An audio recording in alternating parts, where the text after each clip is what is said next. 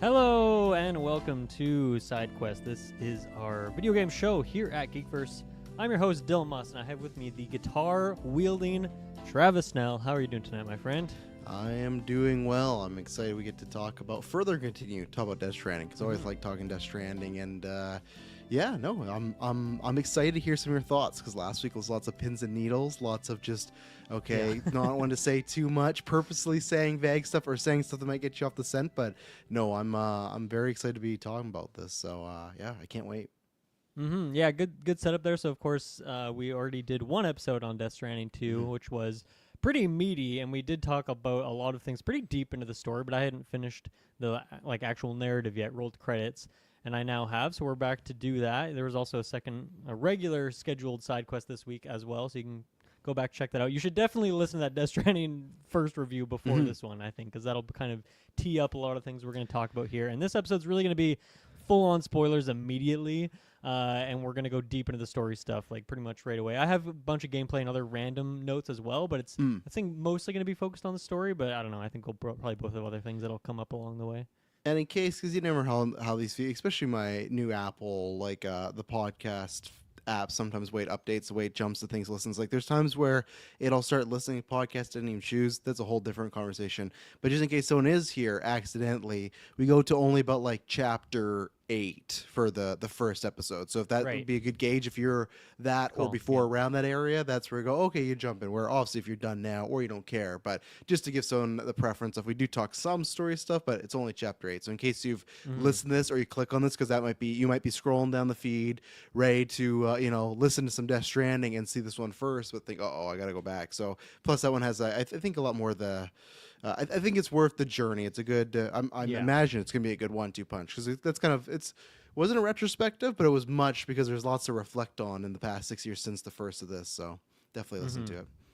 Yeah, I'm glad we did it this way too, because I feel like if we had an episode like we kind of did with that first review as well, but it's like if you have all the story stuff, all the gameplay stuff, all the little things in between, the talking about the game leading up to it, talking about what can we do for the sequel, it's like it ends up being a lot, and then I feel like certain notes fall by the wayside, but like still things that are fun to bring up and talk about. But this is good to give us kind of 2 chances to go at this. And I mean, I plan on continuing to play this game. I guess to set up where I'm at now, I'm just under 60 hours. So obviously I've rolled credits on the game, and then minor spoiler, I guess, if you're super early on, I've gone back and I've now got 100% completion in the Mexico area. I did maxed out all the preppers there, did whatever random things you needed to do for any trophy stuff. And now I'm back in Australia. Right now I'm kind of just finishing up the roads and the highways and monorails. That way it'll be really easy for me to plug through the rest of it. And I think I'm going to try and get all the trophies. We'll see how annoying it is to get 5-star ranking with all the preppers. It could be quite a lot. But right now I'm kind of just finishing the chiral network things that are not mandatory for the story, getting those highways up, and then I'm going to just plug through a bunch of that stuff. But I'm still... I have a lot of issues with this game, honestly, and I think it's a much weaker game overall for me than the first one.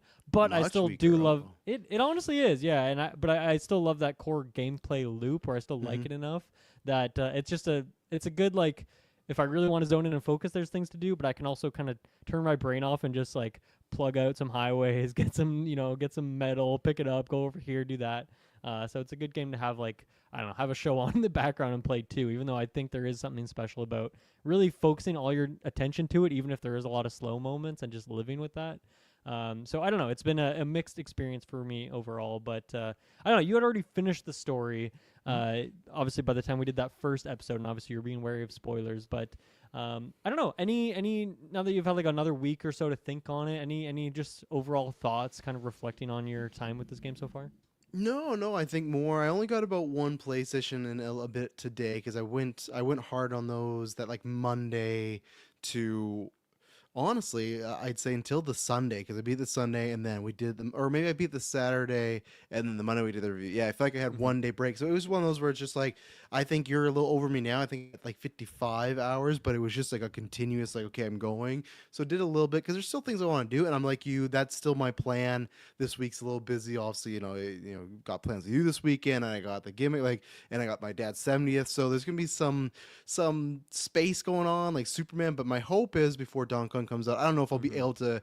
My goal is not to get 5 stars on all of them before Donkey Kong comes out, because I don't mind every while after Donkey Kong or whatnot. Like just like the first one, this game is one that I just want to go make some deliveries. I want to go see some scenic stuff.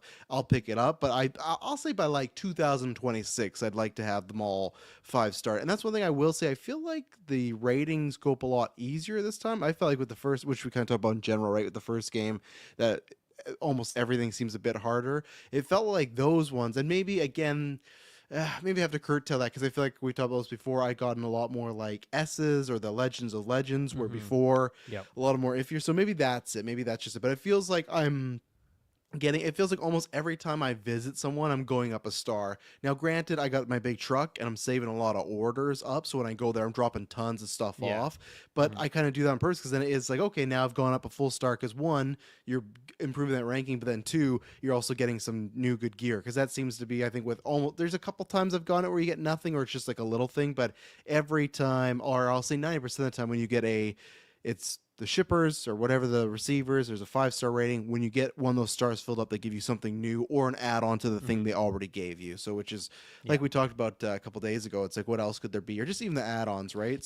I found this out just now as I was going through stuff. But you know how there's like the info tab where you can like catch up on the story, or just like, I don't know, read through anything, the corpus, right? If you go there, because there's a entry for every one of the preppers, and it tells you like, this is who the character is, and this is like, if they have a weird name like the Dowser, what does that mean? You can kind of just learn that. But at the bottom it says, maybe if you max out level with this person, you might get a silent sniper. So it actually tells you sometimes exactly what you're going to get. And obviously there might be different tiers, so there might be multiple things, but that's telling you, I think, what like the final level one is.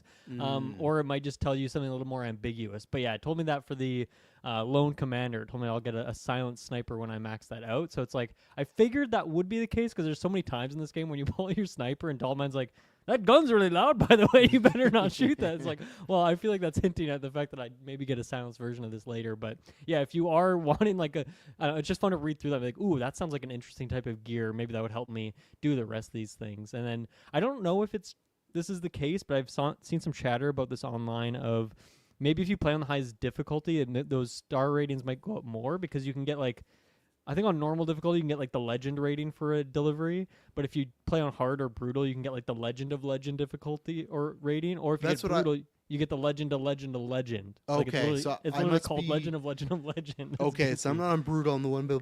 But I don't know if that actually correlates to more star power. But I do agree with you. I feel like I am getting these rankings up pretty quickly, and I think part of that is back to this game being kind of easy, and for the most part, and it's not really that hard to get the legend rating. Like, it's very rare that I'm getting 90% of the time I'm getting the legend rating. Yeah, and then like everything else is maybe an A, maybe a B. I don't think I've ever even gone lower than a B before. You're not getting Legends of Legends stuff? I'm getting Legend of Legend of Legend on brutal. Oh, because you did go to brutal, right? Okay, yeah. Yes, there you go. Yeah. Okay. I was gonna say. But yeah, if it wasn't clear already, full spoilers. We're not gonna hold back on anything now. Of course, there's things me and you haven't discovered about this game, sure, but we've played through the main story, and I think we should start there.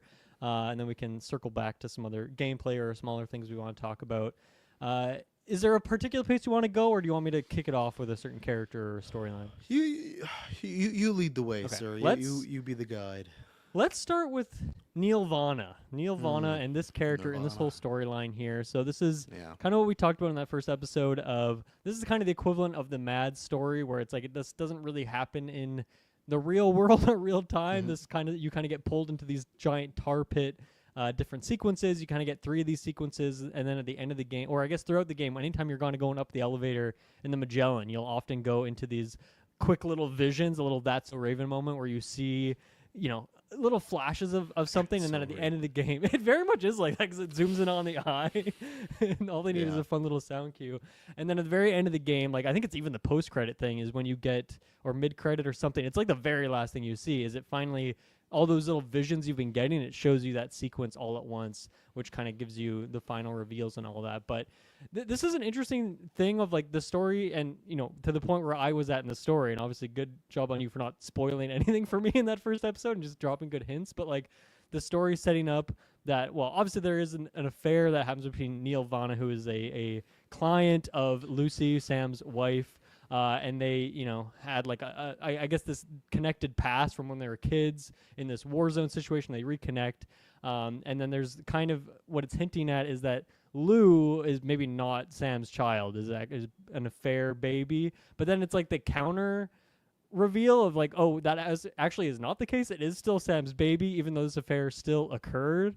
So that's kind of this whole storyline going on there. I do have a question about a Neil thing at the end, but I think when what I said of like where this game is lower for me than the first one, it's like I was not very emotional for much of any of the story of this game. Honestly, very little of it affected me in any sort of way, and I think a lot of it was just super convoluted or messy or didn't make sense. And there's a couple things hopefully you can answer some questions for me. But this was a storyline in particular that really had no effect on me. I think part of it is like Lucy.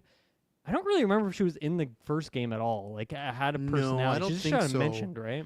Because she's mentioned, and you do see that photo in the first game, but the face is blurred there. So I think and that's what's tough for me with this story, right? Because I imagine Kojima probably thought, okay, I got a good track record. The first game should be successful, so I will hopefully make a second game, and then this is a story. Or does he just look at this stuff and go, you know what, I didn't do this, didn't touch upon this, or oh, we mentioned that Sam had a wife, let's dive into that. I don't know, and I would love to ask him that, right? And it's always tough because I feel like some creators will always get the, oh, well, of course it was always planned. I knew from the first game when I put it, like that's why I'd like to get a more like a couple beers, a couple lime rickies, and be like, hey, did you plan this the whole time? Because if so, yeah, this is one of those things. Everything to do with this story, and we won't talk exactly about Lou, but I'll tie Lou into it a little bit. It's stuff that I'm gonna try to pretend doesn't really exist. It's stuff that to me kind of brings down the first game story a little bit, not enough to really hurt it overall because that's still by itself. But the Neil stuff, I mentioned it because you'd got there just kind of briefly, but I didn't mind the origin as far as, okay, they met as kids, they're in this war, and then he abandoned her. And that's where I was very confused because they gave him like a double motivation, right? Because here's a situation where, okay, so it is, which I'll get to. I guess I'll just say it now. I absolutely despise 0 out of 10, hate that Lou is actually Sam's child. I'm not a fan of that. Yeah, I don't like that. That's very Star Wars-y of you're a Palpatine. Like, not everybody needs to be connected with somebody. In the first game, it's not like somebody delivers Lou to Sam, and it's like, oh, you should look after this baby. He, by coincidence, goes on a mission, and someone else is using that baby, and he links up with it. I've said this all Geekverse, I don't mind him here and there, but for the big story plot points, I hate a massive coincidence that Lou just happened to go on a mission with a guy who had his daughter. That's just too much of a stretch for me. I wish Kojima did that. I wish he retroactively went back and went, Amel, what's her name? Emil has stepped in. Amelie. I always mess up. That name really messes with you. Because they showed her a lot, which actually she didn't. I thought she'd come back or play a part in the story. She really didn't, other than she like to the past stuff. But I would have still not liked it. Which is surprising because so many other characters die in this world, yes. but like because of the beach, they Find just don't really die and they're still around. Especially makes a lot of the deaths feel not super meaningful. I will say. Yeah, which I felt like at the beginning of the game, there were like lots of times when he was dreaming, there'd be lots of flashes of her. So I thought, oh, she's definitely, the flashes, the title, and I would have even taken something retroactive, like, oh, she knew that was Sam's daughter, he didn't, and she linked them up, and that's how they got on their journey. But it's not. He just happened to not bump into, but he got sent with another porter that had his daughter. And lo and behold, like, I know some people might it all depends on your life structure. If you think everything happens for a reason, that to me is just so much of a stretch. So I really, really dislike that. There was a ton of that in the story of just like, oh, this baby was swapped with this pod, and there was 2 babies that had like the same pod, and this one got decommissioned, and this one was hidden away for like this reason. But look at the date; it doesn't match up. Yeah, it's like, oh, yeah, and then like I think it was like the lady at the Motherhood who like looks inside of it or something like that and sees like a serial code and does all this stuff. It does, feels like we're spinning wheels a little bit on some of those reveals. And none of it's really worth it because that's the reveal, is that they're related, and that's what's so weird to me is the first game, to me, that whole story makes like not only myself but me believe that Sam is attached to this BB and would raise it, and it means something when he gets out of that pod. I don't at all need him to be like genetically related to this person. You know, like there's, and especially just I've always pitched this. No one's ever done it, but I've always wanted a great Batman movie that really features Robin because of the adoption angle. And I feel like that's something that movies and TVs downplay all the time. Is it's just like they have to be related. It's like, no, they had like that. I really wish, because we'll get to the other stuff later with Elle Fanning, but lots of her stuff you could have still done without them being related at all. They could have just still, that path could have happened. So one, that's what I was holding back so much, biting my tongue last week of like, I can't wait to complain about this. So that's one of the things that did not let me give it a perfect score. But with Neil, they give him two motivations of, okay, they start an affair, and I wish we got more scenes. It, like you said, with her not being the first game, it feels very odd to be like, oh yeah, this is Sam's wife, but you only see them together like twice. Like, I needed some scene to show like they were in love at one point, they had together, even her struggling if she is having a field there, like, or Neil, like that idea of she's going home to Sam and she's like, it does not feel like they're married at all. Give us some reason to like care about her, or be interested in her, or at them all. Like, together, right? Yeah, all she's set up as is like she had an affair in this game, so it's like, well, immediately I'm like, oh, well, fuck this lady. But like, I feel like I'm not given any reason to be like, oh, I can see why Sam loved her, or like this is part of their relationship that was good. Maybe it was never good. Maybe it was just like a means, or because of the situation, or something. But I would like to know that if we had so much time. And that's the thing where, to me, it's a weird double meaning where, okay, they eventually Neil and her break things off because she is pregnant with Sam's baby, and I get that motivation of he's a repatriate. They're gonna study this baby, they're gonna dissect it. Can you say you're the father? And I felt that that's why I don't even think they needed the affair angle. I would have bought that, hey, he as a kid left this girl for dead. This is how he's gonna repay her. Is they're gonna lie about the affair, they're gonna lie about everything and just say it's your baby because I owe you a debt because I said I'd save you and I just left you. But they give him that motivation. They also give him that he's in love and they had an affair and he thought the kid was his. And it just, it feels like it's kind of like the way we talk about sometimes Kojima over-explains. It's like he had to over-motivate Neil to help her when really, like, I could buy to me, just the debt thing. And it's very similar to the Mads thing, right? They're in a facility, you know, the wife goes down, he has a gun, he's running around. Like, it's not a beat for beat, but it's a different shade of gray. For sure. Yeah, I feel like they also add in like a reason why he would be incentivized to go along with this plot is because he feels really guilty about the work he's been doing, because he too, like Sam, is a porter, which they do a lot of this, like, because they make so many comparisons between obviously Neil, Sam, and Higgs in this, because I think Higgs also was a porter back in the day, and so just making all sorts of, we can talk about Higgs a lot more later, of course, but yeah, I feel like obviously this angle of he was smuggling these babies from pregnant women down in Mexico up to the U.S. to create the BB, help create the BB program and stuff, and like obviously he feels really guilty about all that, so just maybe some added reason why he would want to go along with this, but yeah, I think I was maybe. I mean, I've talked about it so much. I feel like so many movies I complain about where I'm just like, the only intrigue of the twist is like, oh, this character is the daughter, son, or sister, or whatever. But it doesn't feel like they have like the substance behind it. And I do feel like that is the case here. And I guess I felt so much like, I don't know, connection between Sam and the BB that like, yeah, I guess it almost doesn't really make much of a difference to me whether or not it's like actually biological or not. So yeah, I can definitely see your side of it there. One thing I was a little confused about with that final reveal is when they're in the hallway, it's like that very final scene, and Neil is trying to get Lucy out of there, and then the guards are like chasing him down, and they gun him down, and he dies there. And obviously that's part of the reveal, is that his body is the one that causes the void out, like destroyed that city and killed Lucy.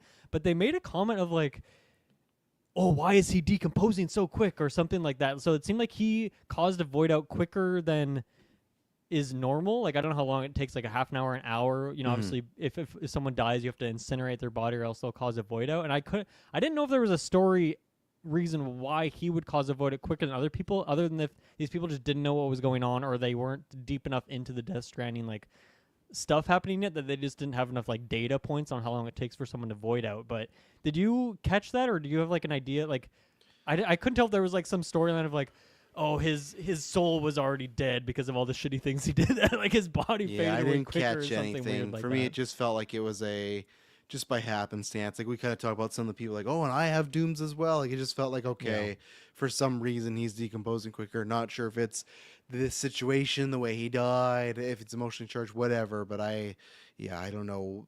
I couldn't. Maybe there is an answer out there, but I didn't. I didn't get it from what I saw at least. So Yeah. And I think, we talked a lot in the last episode about the gameplay sequences that come with the Neil Vanna stuff, and I think all that stuff is fun. I liked the third one. I still think the second one was maybe the best set piece Yeah. of it, but I liked the kind of flipped gravity of that third one. Although the really janky thing is, like, I had so much stuff on me, or like in my van or my truck or whatever. My van, of course, I'm thinking about Neil Vanna, that when I got sucked into the tar world, it just dumped all my stuff on the ground, is that what you were talking about? How, like, sometimes you'll just lose all the gear from your truck? Is that the kind of situation you were talking about, or were you hinting at something else? I was when you get on the bridge when you have to. It's one of the last missions, and you're fighting like a bunch of the big red mechs. Oh, yeah, okay. And the Yeah. vehicle, the bridge gets That separated. Lost a lot of stuff there. A lot of stuff Yeah. gone. Some stuff I recovered, but not as much as I once had. Yeah. So, and then there's Yeah. another time too. I don't know if Dead Man needed to break the bridge in half. Like, I don't know if that No. actually helped stop anything. I was a little confused about that. And I think that was the other time too, where they kind of do. I think it's the mission where it's like, oh, we'll go out there and you fire support. Maybe that's the same mission. There's one mission after that again where it is maybe I think you might be right with the Neil Vanna thing, that it might be right before or after. No, I think it is, because I dropped my stuff off at a private locker because I'm like, I don't want that to happen again. Took me forever to find it, and I did find it because I kind of forgot where I put it. I pretty much, but- I don't think I've used a private locker anywhere except for the Magellan at this point, which Yeah. obviously at some points in the story, Smart. maybe, like when the Magellan couldn't move or whatever. But yeah, that third sequence, I did think it was fun, but the janky thing about it, okay, so back to that story now. I had so much stuff on my truck that got just dropped on the ground as soon as I entered the subway there. But thankfully, I did kind of foresee something like this happening, so I brought a PCC so I could load up all my stuff on the PCC and nice. drag it through that level. But man, some of the pathing on that was really rough. Like when I was going through the upside down train cars and my PCC would just get like hooked on a wall and then like ride up the wall and fall over, or get like unhooked or clipped on something. Like, it was such a mess trying to bring my stuff through there. It was almost not worth it, especially when, like, I don't know, you're just given so many weapons in any combat sequence in this game. It almost feels like you Yes. don't need to bring anything at all. Like, you'll always be given No, plenty they'll of say things. load Even on up. brutal difficulty, you still get just like, hey Sam, and like you're just getting chucked stuff at you left, right, and center. Yeah, because I finally thought that when on that bridge mission, I was like, okay, I'm running out of stuff. But then once I beat some mech, it's like, okay, they dropped a bunch of stuff, and I was okay. But that was the 1st time where I actually got down to a lot of like the good stuff, because I was using a lot of the grenade launchers or like the rocket launchers, and I was out. Yeah, I was the like, quadruple rocket launcher, hell yeah, that thing Yeah. is badass. Yeah, beautiful. So I guess we can segue that into some more discussion on tomorrow, or what are we calling her now? Are we calling her Lou? Calling her tomorrow? I call her Lou. I still call her Lou. You know. Yeah. So obviously you're not a big fan of, like, obviously the reveal of BB being the daughter of Sam. But how do you feel about, like, I guess this is kind of all tied together, of course. But when you find out that tomorrow is his daughter, is that pretty much the same feeling, or is that a little bit different because we actually got more time with her? Like, I don't know, any difference with that one? That one, I guess maybe I had more time to sit with, because the second I saw Elle Fanning, I'm just like, well, that's his daughter. Like, because Okay. the way Lou passes, it's very, which I'm still iffy on, because they try and do a mid-game twist to me that really didn't work at all. And maybe we'll tie it in here where, okay, so obviously, Fragile comes to Sam, I can get you off the grid, you do this one last mission, your record's wiped, you're good to go. He does some things, he comes back, Fragile's gone, which we'll talk about Fragile. She has her own situation, and then Lou's gone. And we talked about that, how when he gets back, he's looking for Lou, and he sees like a BT version of Lou, right? Like the little baby prince that goes into the pod. And again, I thought that was a beautiful scene. I'm like, okay, that's fantastic. But at the same time, with him, like, oh, what happened to Fragile? Like, there's a lot of, because that happens, and they're like, man, like, there's this whole segment. I feel like a couple missions, oh, Lou's dead, but then he has like a baby Lou in the pod that's like working and not working, and then later on they tell you like, okay, that's Doll Man doing that.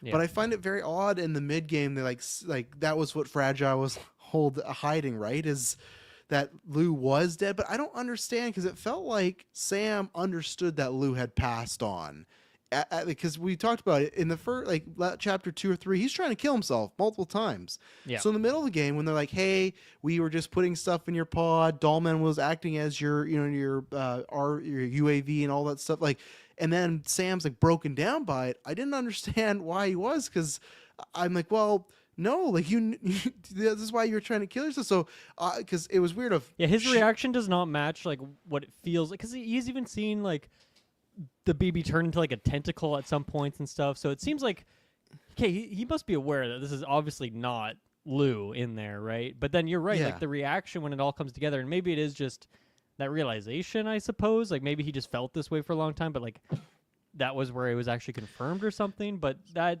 did not work for me. But that it did. reveal. That to me doesn't work, because again, he was trying to take his own life. So if he thought Lou was alive at any point, why would he start doing that? And that's where, for Yeah. me, when Fragile went somewhere and Lou died in kind of like a mysterious circumstance, I did think it was the Inception kind of Interstellar.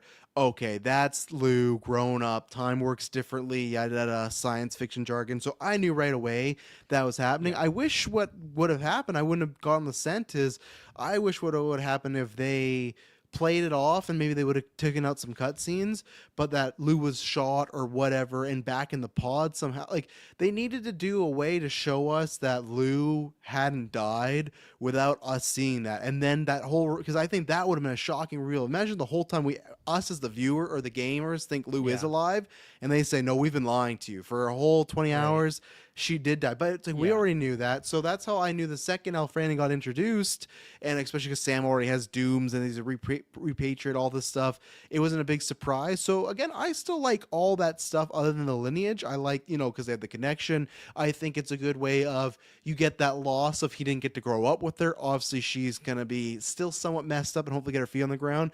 But it's still a trope of they find their way back together, and it's not all for nothing, right? It's not like you play the first game like, oh, we just kill your kid in the first hour and that was fun, right? This is like, okay, there's a loss, but it's just like being separated from, which probably happened many times back in many wars and stuff, right? When you wouldn't see parents. So that I can understand and be on board with. So everything other than the heritage, I like with Tomorrow / Louise. Like, I like all that stuff, all the powers. Maybe could have used her a little bit more in some more cutscenes in the finals and stuff. But love the trippy stuff where she's like a big baby and eats Higgs. Like I'm all that stuff worked for me. So other than being related, I have no notes, and that's where I said to you when they end with the end credit of her as a porter, I'm like, man.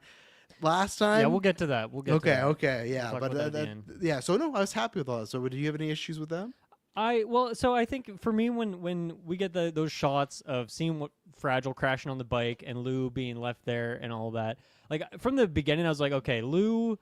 I don't think Lou is dead, but I also don't think that Lou is going to be a baby anymore. And so I thought it was going to be a bit different. I didn't think that Lou had actually died and gone to the beach and then is like coming back from this beached realm. But I thought like just Lou being left out in the rain, Lou was just going to get pelted with timefall and like be way older. So I honestly, maybe I just forgot that Lou was like a girl. I don't know if I knew like what gender Lou was. I was getting like Fallout 4 flashbacks. Early on, I was like, is Lou the president? Is that what's going on here? Like Lou is now super duper old, and we're doing the Fallout 4 thing where Lou is just this president guy, which isn't even a real guy. Which we'll talk about that, of course, later on. So I wasn't.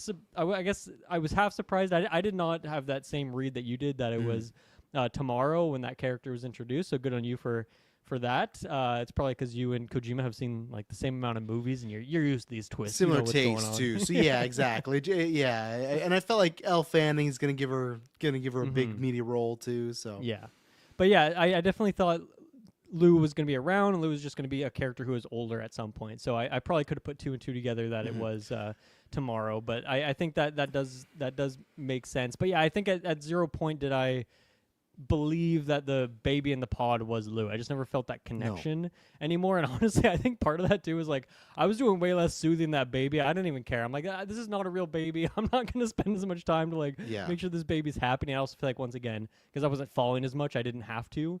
I would only do it if it was like, okay, now I'm trying to be stealthy and this baby's crying. Otherwise, I would kind of leave the baby. So sorry, maybe I shouldn't have admitted that on a podcast. No, I think it's a fake baby here. Like that's the thing where it's just like that's the tough thing. They want to replicate what happened in the first game with the baby, with that connection, it being, your guide through the world. But that's the problem, that the second that baby got out of the pod, you couldn't, like you can't do that again. There was no way. It's the genie out of the bottle. You couldn't put the baby back. Like Lou had grown up. You can't put Lou back in the pod. So when you do it again, and already again, there wasn't the situation of, oh, it's a new baby, or it's like, even if they would have said like, hey, you lost Lou, but we found a way. Even if they would have said this, of like, we found a way to clone Lou, and that is Lou in that incubator, and then at the end again reveal, actually, we lied to you, it's not, it's just Doll Man. But that same thing, it's not like an actual thing. Something's up with it, and it is just nothing. It's an empty tank. You get all these flashbacks of him with empty tank, and it's all broken and being and all this stuff, which is just like, I guess everybody he met just had to go along with this, Yeah. I don't know, maybe they like had a projection in there, so like the preppers and stuff would like see a baby and just assume it was that. But yeah, the rest of everyone was like on board to just gaslight him for months at a time. Yeah, which I'm like, I know Fragile said that was like a healing process, but I don't know if that works. But I think it was fucked up, and I don't think, in my opinion, that's like not what Sam would have wanted. Like my read on who the character is, like that's not what I would have thought. Now Fragile knows him better than I do. Sure, she spent a lot more time with him. If you want to really get deep in the in-world part of it, but I thought that was kind of fucked up, to be honest. From all the other characters and everyone just being on board with that. I think that's still my reveal. My problem with some of this game, like we talked about in the first episode. Still, I don't even know if I know who Sam is, because I still didn't get enough of Sam. Yeah, that's fair. In this game, and that's what I was gonna say before I forgot. Was I was like you, where I didn't think Lou was completely dead, but I think that's why I did power through the main mission, because I wanted that question answered, because that was really gonna affect my score. Because if it was just legitimately that we killed off Lou in that first hour, it would have been lower than a 9 for me, because I would have felt like that first game was even more tarnished. Like I said, I don't like the gender or the parentage reveal, but I don't like the gender. I don't. It should have been Lewis, but no, that's what happens. You might not remember is because revealing it's a girl is like the last thing that happens in the first game, because he gets her at the pod, and that's when he says, I don't even know if Louise. in this game if he's like, oh, my baby girl. Like I don't know if he ever says something like that. Yeah, which was also weird. Like this is where we need more scenes with him and his wife. She was calling the baby Louise, and it's like right. Because when he gets the baby in the first game, he's like, I'll call it loose. It's the same thing of, that would have been great. Just even that, like showing a scene where they pick a name together, and that be her moment to click of, you know what? I can't be a Neil anymore. Like, I still love Sam. We're going to have this baby together. We're picking names together. Like, that could have been a fun moment of them deciding the name together. And then later on, the first game, when he says Lou, that has so much more meaning, because he picked that with his wife that was deceased and having an affair, but he still cares about. But we didn't get to see that. Is it just happenstance that he also called this baby Lou? I'm assuming they talked about it, but we didn't see that they talked about it, because the only scene we saw of Sam and his wife in this game is when she was dead, which doesn't make any that to me is very low tier as far as like, give us one scene of them together. Especially, I think, and even if not, like that's where I talked about this in our first episode of like, I just wish there was someone who Sam was super good friends with, where he would like talk about stuff and he would share his inner world, and maybe you could talk about their relationship and even like the good and the bad. I don't know if the context of talking about the good makes sense based on Dollman was right there and everything. Dollman is ready to chatter, but it's definitely a one-way street, unfortunately. So yeah. I will say though, tomorrow, otherwise, some of these reveals maybe not hitting super hard. I think visually and just like character-wise was great. I would have loved if there was more dialogue with her. It feels like with some characters in this game, it's like, okay, the in-studio fee was much higher than other actors. 100%. So someone like a Norman Reedus, even though I'm sure he gives Kojima maybe a good fee because he likes him so much, but it felt like Elle Fanning, I could have used some more dialogue with her. Now it makes sense a bit if we're trying to portray her as like, oh, this is a still kind of a baby growing up, and she's learning how to talk. And obviously, we talked about the sequences where Rainey is teaching her just like math and like basic things like this. So it makes sense that she maybe doesn't have like all the vocal ability, but like she gets there at some point, and I feel like there could have been some more sequences there. But yeah, visually, I love the character. That opening sequence, like after you've saved her, and they bring like the chrysalis shell into the Magellan, and they're like dismantling it and starting to do investigations, and the tar is seeping out of her. Like all the visuals there are 10 out of 10, and obviously all the combat sequences, even if it's just cutscenes of her popping off on people, are always great. When she fucks up Higgs at one time, like all that stuff is great. So I think all the visuals around her, so when she has like the gold paint mixed with like the tar kind of crying out, like just visually top notch. And I love I love the dynamic between Fragile, Rainy, and Tomorrow. Like these three girls who are just having fun. 100%. They do the pictures. They're doing little things. They go on that adventure at one point where they take the truck and go. And I was very scared for them, but they made it back and they did a good job. Which I'm like, why didn't Yeah. you guys do more? Like I'm doing so much over here, and you guys crushed this mission. Like I feel like you could help out a little bit more. But I really love the dynamic between those three. I think they were just a really fun, cute little friend group that was adorable. Even gameplay story wise, I was kind of hoping we were going to get to play as one of the three of them on that mission, just to change it up a little bit. That would have been cool. Yeah, that was a great dynamic. That's the stuff like Tomorrow and that's the things that always bat around in my head when the movie's on the way, hopefully. And that's the thing where it's just like, do you go your own path, or there's so many things that are like I said, Tomorrow and these three that are just ripe for. I could feel like the visuals, the powers, kind of the aura Tamor has, that is a very cinematic character, right? And I guess you could make something similar to that, but it's like when I saw this in the game, like, how do you not? When she's going through bodies, and the first time, like you said, she fights Higgs, and even when Higgs eventually like figures out a way to like get it back on her, it's like, how do you not just kind of do this in the movie, right? And it's tough because with if it's Elle and if it's Troy and whatnot. But yeah, I agree with you what you said earlier of even if it's not even the quota money, maybe it's just stuff of, hey, Norman Reedus is like, hey, I got all these gigs.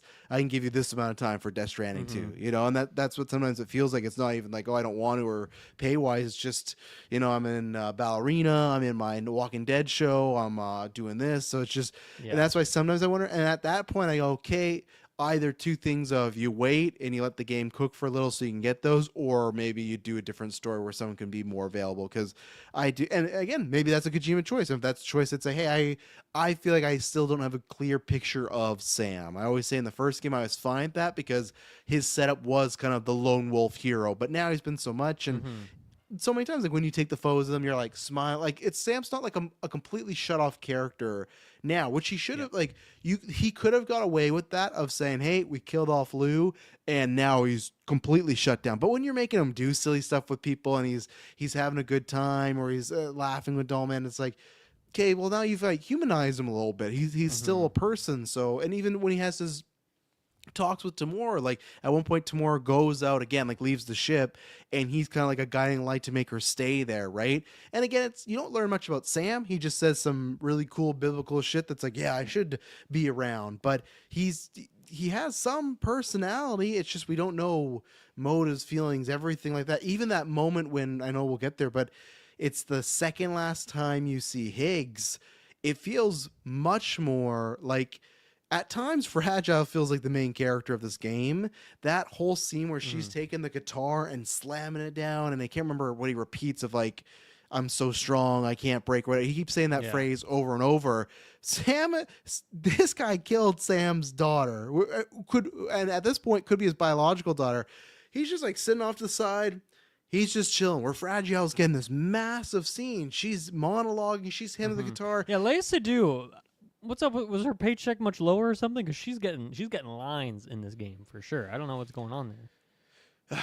Or Kojima just got more infatuated with her because remember the smoking thing I told you about, or maybe she had more free time. Maybe because same thing though, right? Because around that time, let's see, COVID. Like maybe it's a situation where, hey, I'm filming Bond right now, and I got this amount of time, and now it's like, hey, I'm not in Bond. Like and even you look at her in Dune, right? In Dune, she had like a couple scenes. Right. It could just be that, but yeah, Fragile at times feels like the main character, which I didn't have that same impact that you did, because I feel that's what I'm interested in your thoughts on Fragile now, because I could feel you kind of like wavering on the character.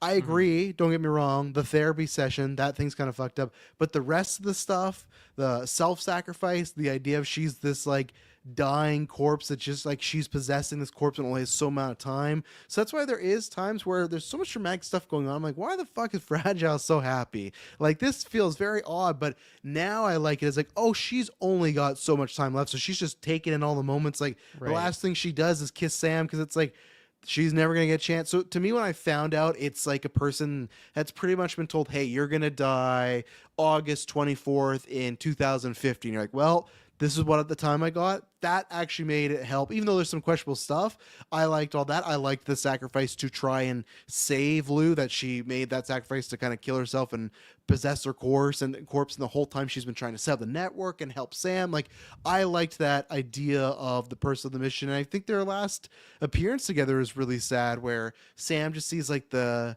tar, gray and white version of her, and he goes to Mhm. grab her and she disappears, and that's the last time you see Fragile. And to me, that's like oh man, that sucks. That's like someone you'd want to thank or apologize to or say all this stuff to, but you can't because that person's gone. So how it ended, I end up liking Fragile. Fragile is probably my favorite character of the series, to be honest. So Yeah, I think she definitely gets the most content. I mean, Sam gets the most screen time, but she yeah. gets the most content.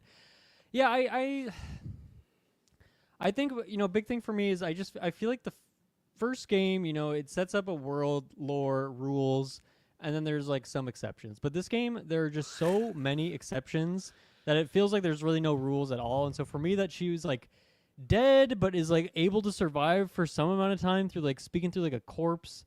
It just none of it really made any sense to me. And I think that's why the stakes seemed a bit lower because I'm like, I don't even know what we're doing anymore. Like everything just feels like a plot device and nothing feels like super meaningful. Where like dead man dies, but then he's like coming back, and at first he's like talking through like a robot, and then he's like half of Heartman, but then they can see, and it seems like it's limited. But then at some point in the story, they can just swap back and forth constantly, and they just I guess are constantly in conversation with each other and can just swap freely. And it's like I think it's like he wanted it to be a cool thing, but then he just kind of doesn't really think about the rules anymore because he just wants to have the scenes he wants to have. And so I think that's part of it is I just feel a lot less connected with the world in general because none of it really makes any sense anymore. And it never really did, but I feel like this game really went off the deep end, or like not at the deep end. It just didn't care anymore about making sense. And That's it's just fair. like, okay, well, I guess, okay, this is a new exception to a rule we can add into the mix. But then, like I said, when everything's an exception, none of it really makes sense at all, and it just kind of feels like a bit like spaghetti. And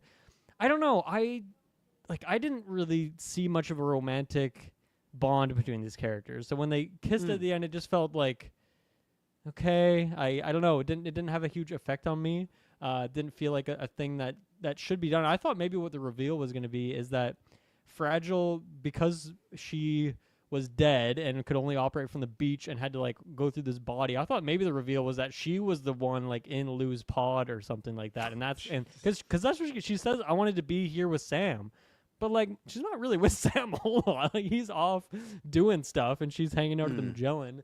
Or not, or at the beach. I don't really know exactly where she is, right? But I thought that might be it, or that she was like somehow in the body of Dollman, like, and that was a whole ruse, because that was something I was expecting there'd be like another reveal of later in the game of like who Dollman is, but it's like just some guy, and because he's like can communicate with the dead, he works as a good BB/Audrey, so like he'll just come in and do that role, but like he doesn't really have a role in the story. He's kind of just a guy, and so that's where I was thinking maybe those would be one of the ways she would be there for along the ride, but that would be really weird too if it's like I want to be close to this guy who she clearly has romantic interest in, but like hides it through like a weird other version. So I don't know, it just seemed a little bit forced to me. I guess I wasn't too angry about it, and I think she gives the best performances in this game in my opinion, and she gets some of the most meaty scenes, and that scene with Higgs for sure, like she's just going at it acting wise, and it feels like she had more time in the booth and she like made every second of it count,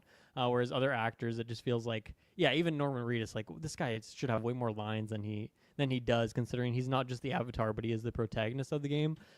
One thing I was confused about with her is the gloves, because they were like, oh yeah, like she's controlling these gloves because she has like limited control from the beach, but like she's controlling like the whole body, so where did like the gloves come into the mix there? I couldn't really understand.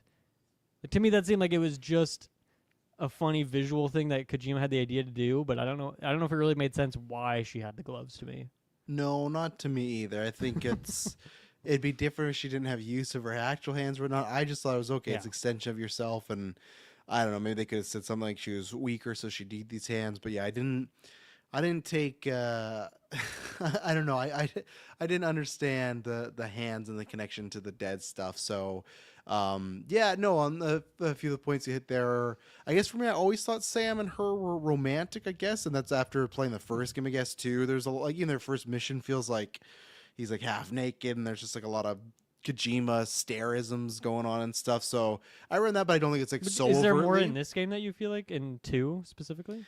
I just feel like there's Gomorrah and Pure Quill, Cheers is an unspoken thing. You know, it's that type of vibe where there's something going on, and that's where it's tough because I was fine with when she said she wanted to spend it with Sam, is because we're doing all that stuff in the game, but I take it as still like, well, there's still lots of time there on the Magellan, and you know, you're taking those because like me in the game when it's like, oh, take a photo of Sam, you take a photo, like you could take another. I'm like, no, I'm good. I want to get back to do my stuff, but I can kind of headcanon that they're having somewhat of a good time on the Magellan, as good as it can be.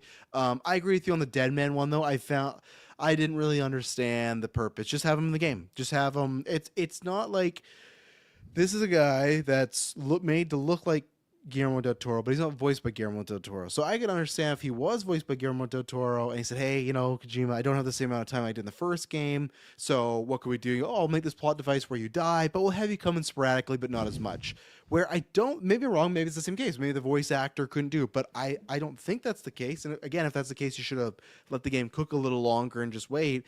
To me, he's just Dead Man there. Like, if you want to have this cameo, like, save it more at the end when you and Higgs are on the beach, or you and the president on the beach. Like, I'm not completely opposed to you going on the beach, and this game is wild, right? And Deadman helping on some way, right? But the fact that Deadman, especially, I'd say, because you're talking about, what is Hartman up to, and then he's up at night, he's doing all this stuff, and it's revealed that Deadman, like you said, is possessing his body. And then once you get that reveal, yeah, it feels like God, I forgot. Deadman is just around a bunch, and before it was weird, where it was like, okay, when he like goes to sleep or he passes for the 27 minutes, Deadman's there. It's like, okay, I guess I kind of get that. But near the end, yeah, they're just swapping back and forth, like a Mystique sort of thing, and didn't really enjoy that. I like some of the stuff that you can access where it's like, oh, Deadman has some connection to the beach, but Kojima could have gave some other jargon. It also makes there, no right? sense that like his voice changes. It's like he's still using the same vocal I agree. cords. Yeah, no, I agree. It does make sense. So, and even like to me, it's like I get they're doing, but like he shouldn't even have like the Dead Man like Frankenstein monsters like staples on his head. Like it was that was one that like it didn't ruin anything for me, but I wasn't like, oh, this is really cool. It just made me go, they shouldn't have killed Deadman. He should have just still been around. I did get a good laugh though the first time he opens the mask of the big red samurai suit on the beach there, and it's just Deadman's face propped up on like this Goliath of a body. Oh yeah, that was pretty good. That was the first time when it's we saw it. It was in the first scenes they showed. It was, I think, the reveal trailer, and then whatever event when they showed the first scene that Higgs breaks out the guitar and you're talking about Dollman and everything like that, which I'm pretty sure he said like you killed Lou, and I think they showed that clip to the public, so I guess I just forgot, or maybe that wasn't in the clip, I don't know. But there was that moment where Deadman saves you, but they don't reveal it's Deadman. It's just, Sam's like, who are you? And he says, and it's like baby noises. That was the only time I was thrown off. I was like, oh, is this Lou? Is this Lou in like some sort of, yeah. So that was the only time. So that was another reason why, okay, I got to get to the end. I still have my money on L, but I was like, that's weird. They didn't show it. And then baby noises. And that could make sense of like, okay, it's, the baby, Lou didn't learn how to speak yet. It still can possess some stuff, but then later on, not too far from there, they show it's Deadman. But that was the only time I questioned myself. But yeah, I agree with you. I like the reveal of just Deadman just being dead up there. So, yeah. How about we take our first break of the show here? Thank our Patreon producers: Aaron Braden, April of Darkness, Jack Grant, Sam, Superbad Mike, TGGLM69, Jeremy Renner, Charlie Randall, Cocktail Clay. Thank you guys so much for supporting the show, keeping the lights on, all that good stuff. Let's take a quick ad break. We'll be right back. Okay, we are back. A couple quick notes on Dollman. As I mentioned, like there wasn't really any story reveals to be had in the second half with this character. As I mentioned, like he kind of is the Mimir of this game, just hooked onto Sam's belt, can kind of explain some things. Sometimes I feel like he does over-explain certain things in that very Mimir way, like that happens in God of War, which is kind of annoying.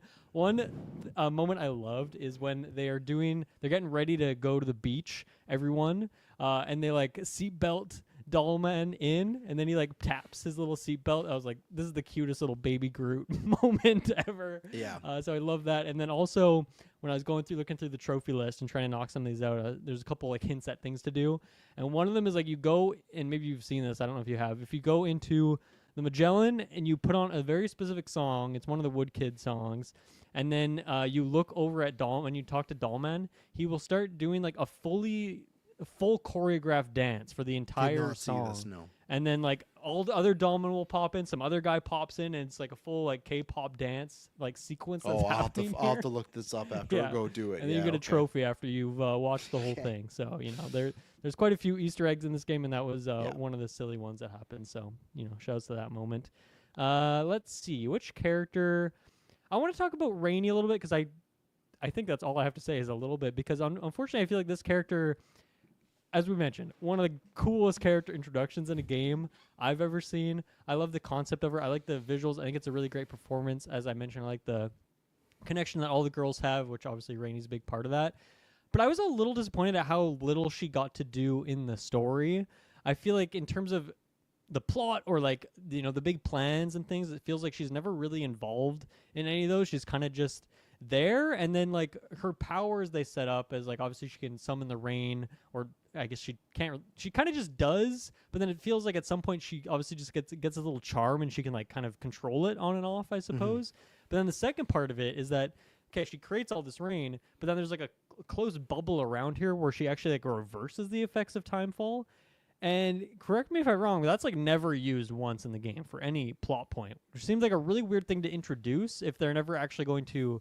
Like the only thing they do is like showing her like healing some apples, but it's like it never actually was really relevant for anything else other than that, right? I guess the two things that's relevant, because I could be wrong, is that not how Fragile got healed up? At what point? Off screen, because I feel like Fragile I felt like Fragile knew Rainy off screen, right? I feel like she was talking about Rain, like they've known each other before they met here, or am I not remembering that? Well, yeah, right? I mean, there's info on her, which is why you're sent to her prepper station to bring her on board. But I think they had met before. So you're saying that she healed like the timefall effects that Fragile suffered from the first game. Is that what you're saying? I think so. I thought that was inferred at somewhere that happened. But I know is Higgs she talks healed at all? about Because it. she still wears the suit the whole time, right? No, because even Higgs makes a comment of like, "Oh, you're looking much better." So she is healed, and there's a couple times you see her in like a tank top. Because if you don't recall, doesn't her hand get hit at one point and it like gets timefalled again? Yes, and it like, was oh, all yeah, clear before. Yeah, because Okay. at the first game, I she feel just like gets a helmet. I'm surprised that she's still. I think that was like a big reason why she had that outfit. I'm kind of surprised she doesn't like. I guess she has like a tank top at some points. Yeah, she has tank top. Yeah, she does a couple times. So yeah. Okay, because in the first game, her whole body's covered other than her face. They let that. And I guess I guess I didn't clock that because in the first game you never actually like see her body. It's just like talked about that. Really, yeah, right. You only see it once in like you don't see the during full the body, but you cutscene see when she's yeah. So you get that, and then also I think it's just it's somebody. Don't get me wrong. I'm completely with you. Where I think Rainy, fantastic setup. I was very excited to see more of this character, and I think it's me. It's tough saying a letdown because I still like the character, but it is a letdown. I think what they were trying to do as well, that it was another character similar to Tomorrow / Louise, whatever you want to call him. As far as she's a good guide to help this character, maybe try to tame the powers or work on the powers, because she has similar stuff that she's otherworldly stuff. I just think they didn't tap into that enough, and I would have liked more of a story with Rainy, because you could maybe just put that stuff to Fragile because you do most of that stuff, but then they are great together. And also you get the one scene which I think is a phenomenal scene when she does save Sam bring on the rain, because I love that Higgs finds a way to uses the guitar, which we're going to use the guitar to set Sam on fire, but whenever he repatriates, it's like it brings back that certain chemical that starts the fire again, which I thought, man, that what a awesome bad guy thing of, oh, you're gonna die and you're gonna come back. Like Sam like burnt alive like 7 times. Like what an awesome, just terrible thing. So I guess you got that as well, that Rainy made the save. So I don't know if that's just another function of Kojima thought of this great scene of doing what was saying, like, how do I get out of this? So that's a good point. I did forget about that. And yeah, I think I kind of dismissed that Fragile stuff. And then another one I just kind of thought of is that, yeah, she like obviously part of her story is that she's just eternally pregnant, has like a stillborn 7-month baby. 7 months, yeah. But she gets to pretty much kind of sort of be the mother to Tomorrow. And obviously at this point, we don't really know that it's like this weird baby situation that's going on. We're thinking this is like a teenage girl or early 20s or something. But obviously she kind of gets to have that bit of that mothering role. So I guess like as a support character, maybe she did get to do a lot. I guess maybe just in the final act of the game or something. There's just not a whole lot for her to do. But yeah, I still liked her inclusion. Of course, I think she was a fun person to have along for the ride. Yeah, definitely. I would have taken more though. Not like I Yeah. would have not been mad by more rainy stuff. So Yeah. Tarman. Tarman is at one point. I don't know if you. I assume this was like a mandatory scene, but maybe it was like some weird cutscene side thing, where he's talking about his hand and the fact that he lost his hand in this fishing accident, and he's like, my hand, it's kind of like a phantom pain. yes, yeah, yes. The internet's been very happy. Lots of memes with that one, but Nice. yeah, no. Did you get the backstory with his son? Did you get that cutscene? Because it's not mandatory to get that cutscene. No, I've not yet. No. Okay. Yeah, so what you do is, I forget who gives you books. It probably is him. I think he gives you a book, and then like in your private room, you can look over at your shelf that has like the cryptobiotes. It has like the what else did it have on it? It's not the one with the camera. It has like the drinks, and then there's like books down below, and you can there's a Moby Dick book, and you can pick up the Moby Dick book, and then in it there is a picture of Tarman and his son, and then you go into like this whole story cut. It's like, well, it's not. Yeah, it's not. There's no gameplay to it. It's just a cutscene that's maybe like 5-10 minutes long, and it shows. I don't know. Do you want me to tell you what it is, or do you want to watch it for yourself? You can give me the. I'll still watch it, but you can give me the Cliff Notes version. Okay, of I'll it. just tell you that Yeah. it sets up what happened with his son and is this whole scene. So I think it gave me a more of appreciation because it felt like it filled in some good backstory for him. I thought it was interesting that it was an optional scene. I guess it's not mandatory to the story, but it does give you some good background on this character who's obviously around for the whole ride, even if he's more of like a support character than like a main character. But I liked that scene. I thought it was well done. It was like, as far as Kojima goes, like a really, really great cutscene. And I like it because I don't know if this happened for you, but when the sequence when everyone is going to the beach and then everyone's in like this weird floating water thing and everyone's kind of laying down in a circle. Were you wondering who a couple of those characters were? Were there a couple of people like, who are those people? Well, there was the one that I knew was, I think, the guy that was originally the holder of Lou, like that one of the random guys. Okay, there was one guy who I still don't know who he is, and it could be that, think and is maybe that I'm the forgetting. guy? Or Yeah. to me, it also kind of looked like Dollman as a human. So I was wondering Well, if that was that's Dollman's there body. too. Yeah, that's Dollman. Yeah, Dollman's that's a definitely separate there. one. Okay. Yeah, that's a separate one. And there's a guy that kind of looks more army, and I'm pretty sure that's the guy who had Lou in the first game. Because at one point, remember, you meet some receiver, and he's like, "Oh, Sam, I haven't seen you well. Like, you still got my brother's like trinket or whatever." He refers to his brother. Yeah, Yes. so that's what happens where the guy that you went on the mission with that had Lou, and he dies, and you take Lou in his backpack. You meet his brother. His name's like Mark or something, and they bring him back. So I think that's who that was, but I don't know if that was. Well, one of them is Tarman's son. So if you're that's maybe cool. that could be the guy that you just like didn't recognize. could 'Cause be maybe that you too, see him yeah. in a screenshot, but obviously getting a full cutscene. with him, Okay, you so get this is, you some more said, filled in. something you have to do on the ship, or is it a sub order? No, it's just in the ship. And after you've Okay. gone to sleep, just look over at the thing to your right, and I was like on the bookshelf. Just read the book, and then Okay. it'll, like pop that up. I wish that immediately. was Yeah. mandatory because, as I've said before, I don't dislike Tarman, but I mean, he's it wasn't hinted at that you would get something meaningful out of doing that, but I guess there's Yeah. so few things to do in your room that maybe you would just happen upon it, which obviously happened to me at some point. Yeah, so for me, it's like Tarman. It's fun that it's George Miller, but for me, that's probably my like least favorite character, just because, not in a dislike way, just like I have no attachment to him really, other than some cool like Kojima stuff. So that's good. I'll go search that out the next time I play it because I'd like to be more connected to that character, even though the journey's kind of over now. Still, and retroactively, think about it. So Yeah, definitely. Let's see. Where do we want to go next? Maybe we can talk about.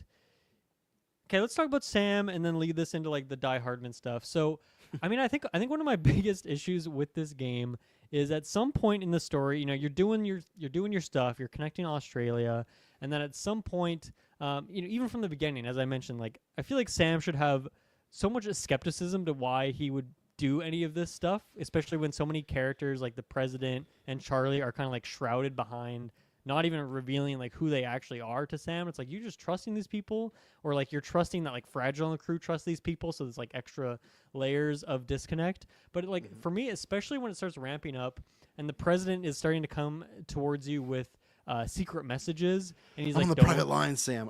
Yeah, he's I like, love his don't, blue, and then right away. yeah, red. Don't trust Charlie. You can't trust anything he says. You know, we don't trust this guy. We think he might be against us. But then like Charlie is telling you, continue to connect all of Australia, because that's what our goal entails. And so it's like, why at that point would Sam still continue to do any of this mission? And obviously, as a player, he's no urgency. We had nothing with Sam. Like there's not even a choice. It would have been fun if like choose Charlie, choose a president, just like maybe just small branches different, and the result be the same. But it's just like he should. We should get like a cutscene or something where he talks to Fragile or someone else that he's considered to trusting a high amount, which probably would be Fragile, and just like. Maybe Dullman, but Dullman still has a little bit of mystery around him too. But I think Fragile would be the one, and just be like, hey, what the F is going on here? Do you have more backstory? Please fill me in. Quit gaslighting me and like tell me, should I trust which one of these guys should I trust? Because like obviously we've seen what happens when you connect everyone to the chiral network, and we know when we finish Australia, it's open another plate gate and give them all this like new power across the globe, and who knows where that's going to open. So it just feels like, man, I was really bothered by that we're just given and all. And then I think the reason why I didn't love it, especially at the end, is when we finally get to all this reveal, the president just like exposition dumps, tells you exactly what's going on, that he is not actually real. It's actually like the APAS 4000, these 4,000 people that died in a void out and created like this shared consciousness beach, which is being used to kind of through the chiral network communicate and like control the real world. And their goal is to connect everyone in the whole world to the chiral network so that they can essentially circumvent evolution for mankind and put everyone on the chiral network, and that way we'll remove any threat of like creating void outs because people won't be dying anymore. We'll control them because they literally say we want to keep them inside. We don't even want to, you know. And then they'll control the whole world, and that's a lot. That's a bunch of reveals. And then no less than 2 minutes later, Die Hardman's like, oh, actually, I am Charlie, and actually, I've already circumvented that whole plot. So all that exposition that we've been building up to this huge reveal, none of it actually matters. And don't worry, there's no consequences because I've already gone ahead and fixed it all. It's like, why the fuck did we spend all this time leading up to this? There's multiple sides to the story. We get this huge reveal, and then we just immediately go over it, and like there's no gameplay sequence, anything. It just like immediately goes to the solution of that. So I was pretty bothered by maybe just the pacing of that. And like once again, I had big issues in the first game. The pacing of the last section is just like way too dragged out, and I wish it was more succinct. I feel that big time for this game as well. I think that when it feels like the game is over, there's still like, oh, you got 10 more hours of stuff to get through. And some of the gameplay is okay. Some of it's kind of boring. But then in terms of the story stuff, I just feel like this game was way too slow to ramp up to the story reveals. And I just wish maybe that president thing should have happened hours and hours earlier. We sit with it for a while. We deal with it. We come up with solutions. And then the Die Hardman reveal comes in. I just feel like it was paced really horribly, honestly. Yeah, I'm kind of mixed on all of it because I like that idea. I don't mind the setup of a bunch of people in tech getting fused with the beach and they got their own goal. Like, I like, okay, there's like a third party going on. That's good. And that almost could have been like a villain amongst itself to go further on. I agree and push back on the point you made, like on both sides, on 50-50, where I think they wrap it up all way too quick. You're completely right about Die Hard Man. I will say it is still consequential because they're the ones that released Higgs out into the wild, right? So everything that Higgs does is because of them. So they still have an impact, and he's still like the final boss. He still takes Lou away from him for a while. To interrupt you, my counterpoint to this is at this point in the story, we have defeated Higgs like 5 times. So at this point, I'm like not. And obviously, I know it's a video game, and we're gonna like win in the end probably. But I'm already like, man, we've killed this guy many times. I'm not scared of this guy anymore. Like, he's a fucking goon. We've killed him so many times. So, like, I know we're going to kill him again if he's coming back, whatever. But I guess I didn't feel like, oh, this is some big bad when it's like, hey, well, like, Tomorrow accidentally killed him one time. You know, like, he's just dying left, right, and center. But if they didn't release him, Lou would still be around. You know, that's the thing. Because they brought on the whole red mechs at the beginning with Fragile and the babysitting, right? So they were the Lou incident. is still around, right? Well, yeah, but I mean, like, as a baby, you know, he lost a lot of years. But I do think it was wrapped up very quickly.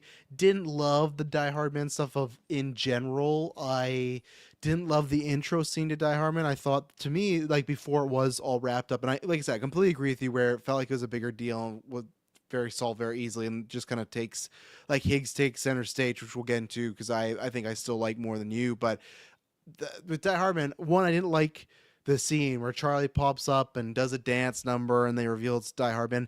That's where sometimes Kojima does go too hard. And for me, I'm not opposed to that stuff being in here. It was just at the moment of this because again, they're pretty much you're getting the revelation that these are the people behind Lou dying. At this point, we don't know Elle Fanning is Lou, right? So you're just to take, well, Higgs was released, you guys released him, and you killed my daughter, and here's Die Hardman doing a fucking musical number. It's like that for me was not hitting. I'm like, this should be a very important moment, because that's one thing. At least though, I agree with you. It's very long, but like that stuff with Amelie on the beach in Death Stranding 1, there's no like comedic beats. There's nothing that feels like odd. It's all very heavy stuff. It might be expositional stuff. You're like, wow, this is very wide, but still, it's all has the same tone. That was odd, and I think Die Hardman did not feel like the same character as in the first game. He did not feel, because Die Hardman to me is very stern, and I get it. Times have passed, and his last scene in Death Stranding is very crucial, where he breaks down and cries.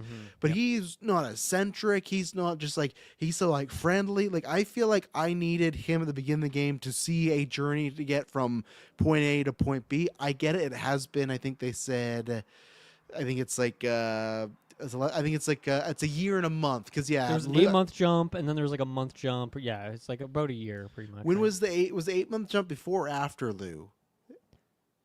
I think that was like when he went to Mexico. Okay, yeah, because I think Lou was 11 months at the time Lou like passed, and then there's like 2 months after that. So it's like he hasn't seen Die Hardman for like a year, and like a year and a month, yeah, definitely someone could change. I just felt like it was not at all the same character whatsoever. He just feels so much more confident.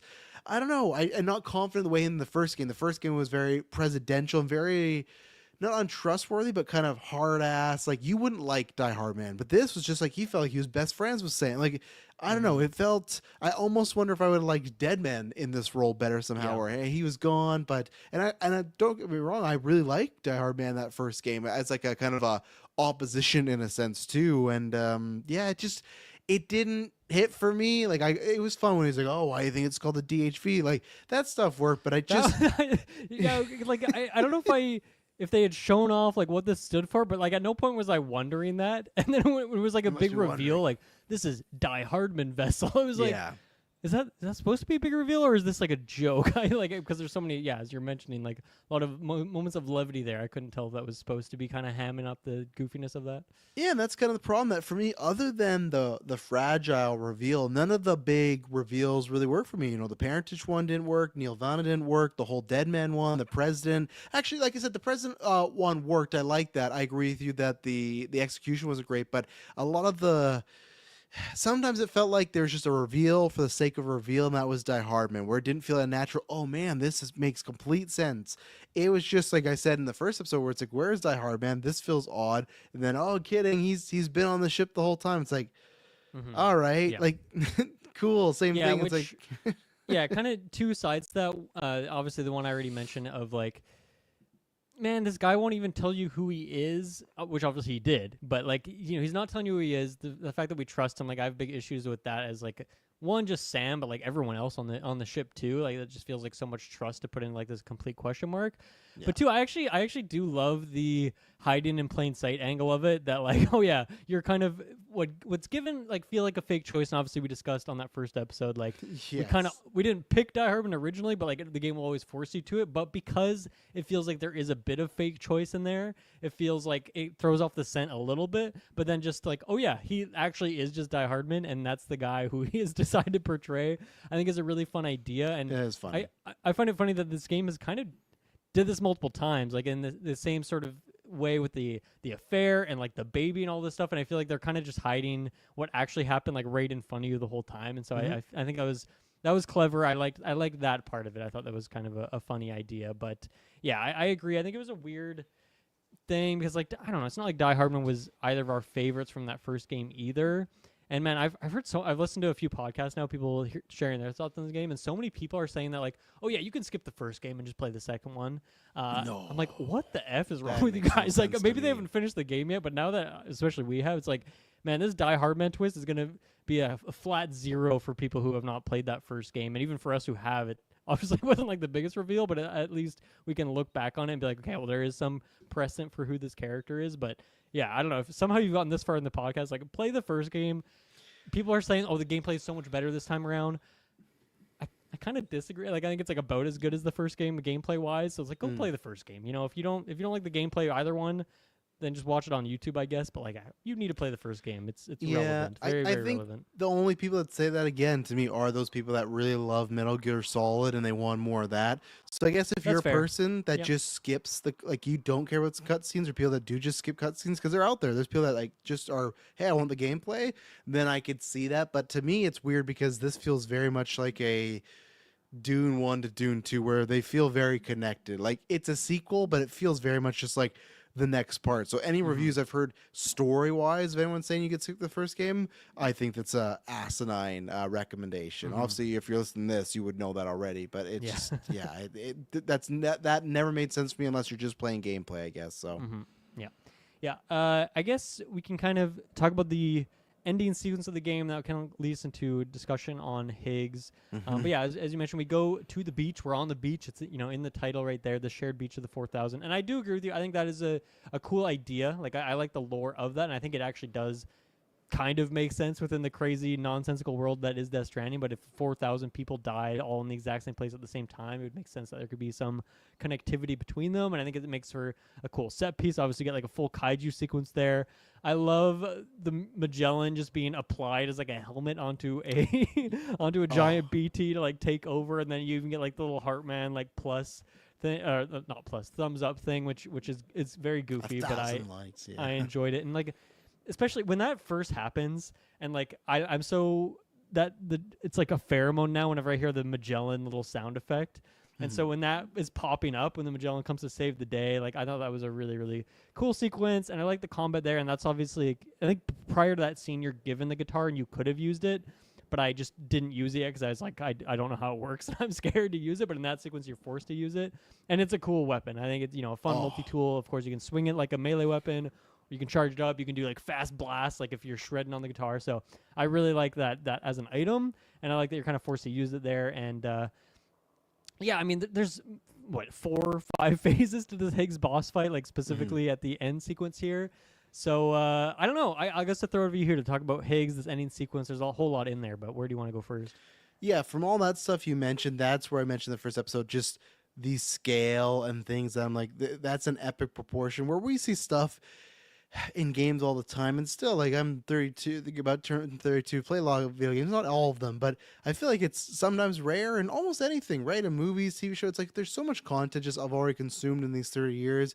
For me, it's hard to sit back like, wow, that whole beach ending of just the big BTs and you're like the kaiju battles and stuff, and like you said, the Magellan dog says they had like all of them, like, this is crazy stuff going on right now. This is and this is stuff where it's just ridiculous, where the first game had some big moments, but this was like the beach ending with And you Amelie fight like times one 10. of those big Yes. BTs at the end of DS1. This is kind of like it's kind of like the Rise of Skywalker situation of just like, okay, now there's like 100 death Exactly. shores or whatever the fuck these things are called. And now you got one, so it's again, that's where I'm watching this. I'm like, okay, again, I can see the cinematic movie stuff all over it. The guitar, yeah, that's the Kojima weirdness stuff I like, where okay, the whole Hardman comes in doing a dance, that doesn't work for me. But the idea of, hey, Higgs can make his own weapons, right? So he's just, I'm going to make a guitar because he played guitar in his real life, right? And I'm going to make a guitar, and now it's going to be a weapon. That, to me, fits the character. And that's where it's like, it makes no sense for you as you and Sam versus Higgs to have a final boss battle where you're fighting with guitars and you're strumming along notes, but it makes sense because Higgs has made this a weapon. So that's where in the world, and we're on the beach now, so things are Yes. weird and can be weird, and it's a little more okay. and I love all that stuff. The only thing, again, kind of like what we talked about the first episode, it falls back into that. To me, the Rise of Skywalker thing, like, okay, the things being bigger, that's fine. I hate it. Not hate it. I wish there was a different way you did it where it was just, okay, it's because even I love the moment when Higgs got destroyed with the guitar fragile. He's like, oh, he looked in the camera and said, no boss battle this time. I was like, oh, that's fun. That's cool. But then, give it a couple hours, you still do that boss battle, right? Because and that's the tough thing. Where I remember in the first game when we got to that with Higgs and we were on the beach and those health bars came up. To me, that was like that's another thing. Like, this is amazing. That's something I would never thought is coming up in this moment.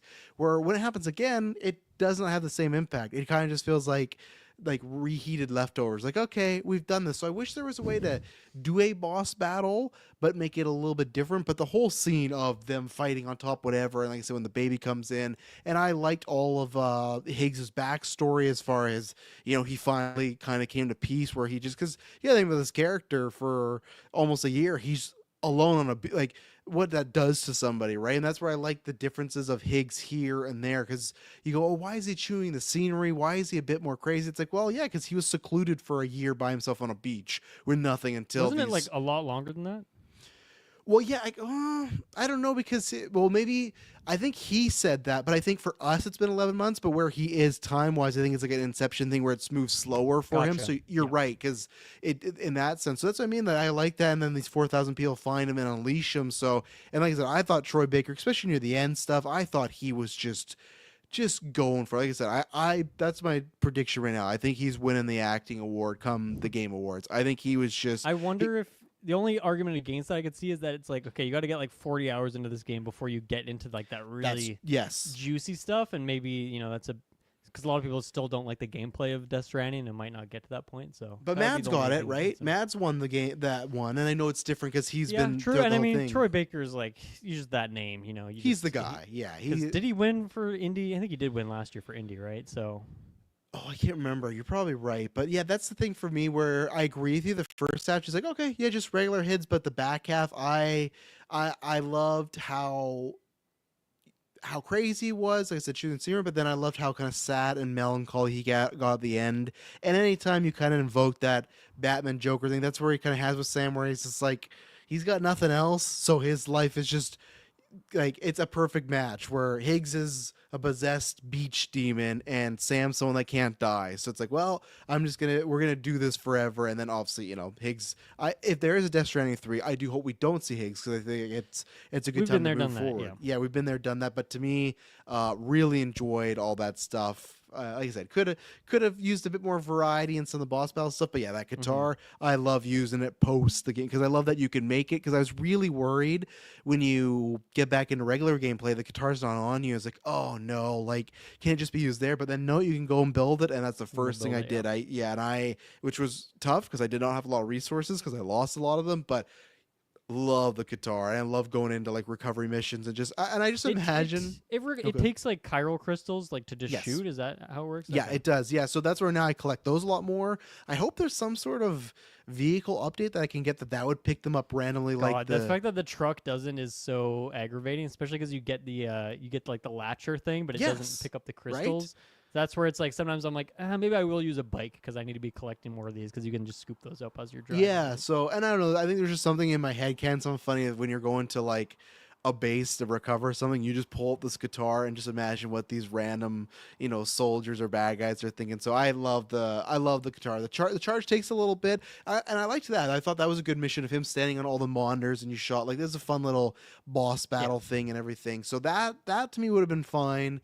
Overall, I end up enjoying Higgs a lot more because when they brought Higgs back, I was like, I don't know if we need to go back here. I get that Troy's a big name, but for me, I thought he did something a lot different with the character, and that's also the writers as well that they found a way for me to be invested in him. So Yeah, I think I'm more mixed on it. I do still think there are a lot of great moments, and parts of those boss fights are quite fun.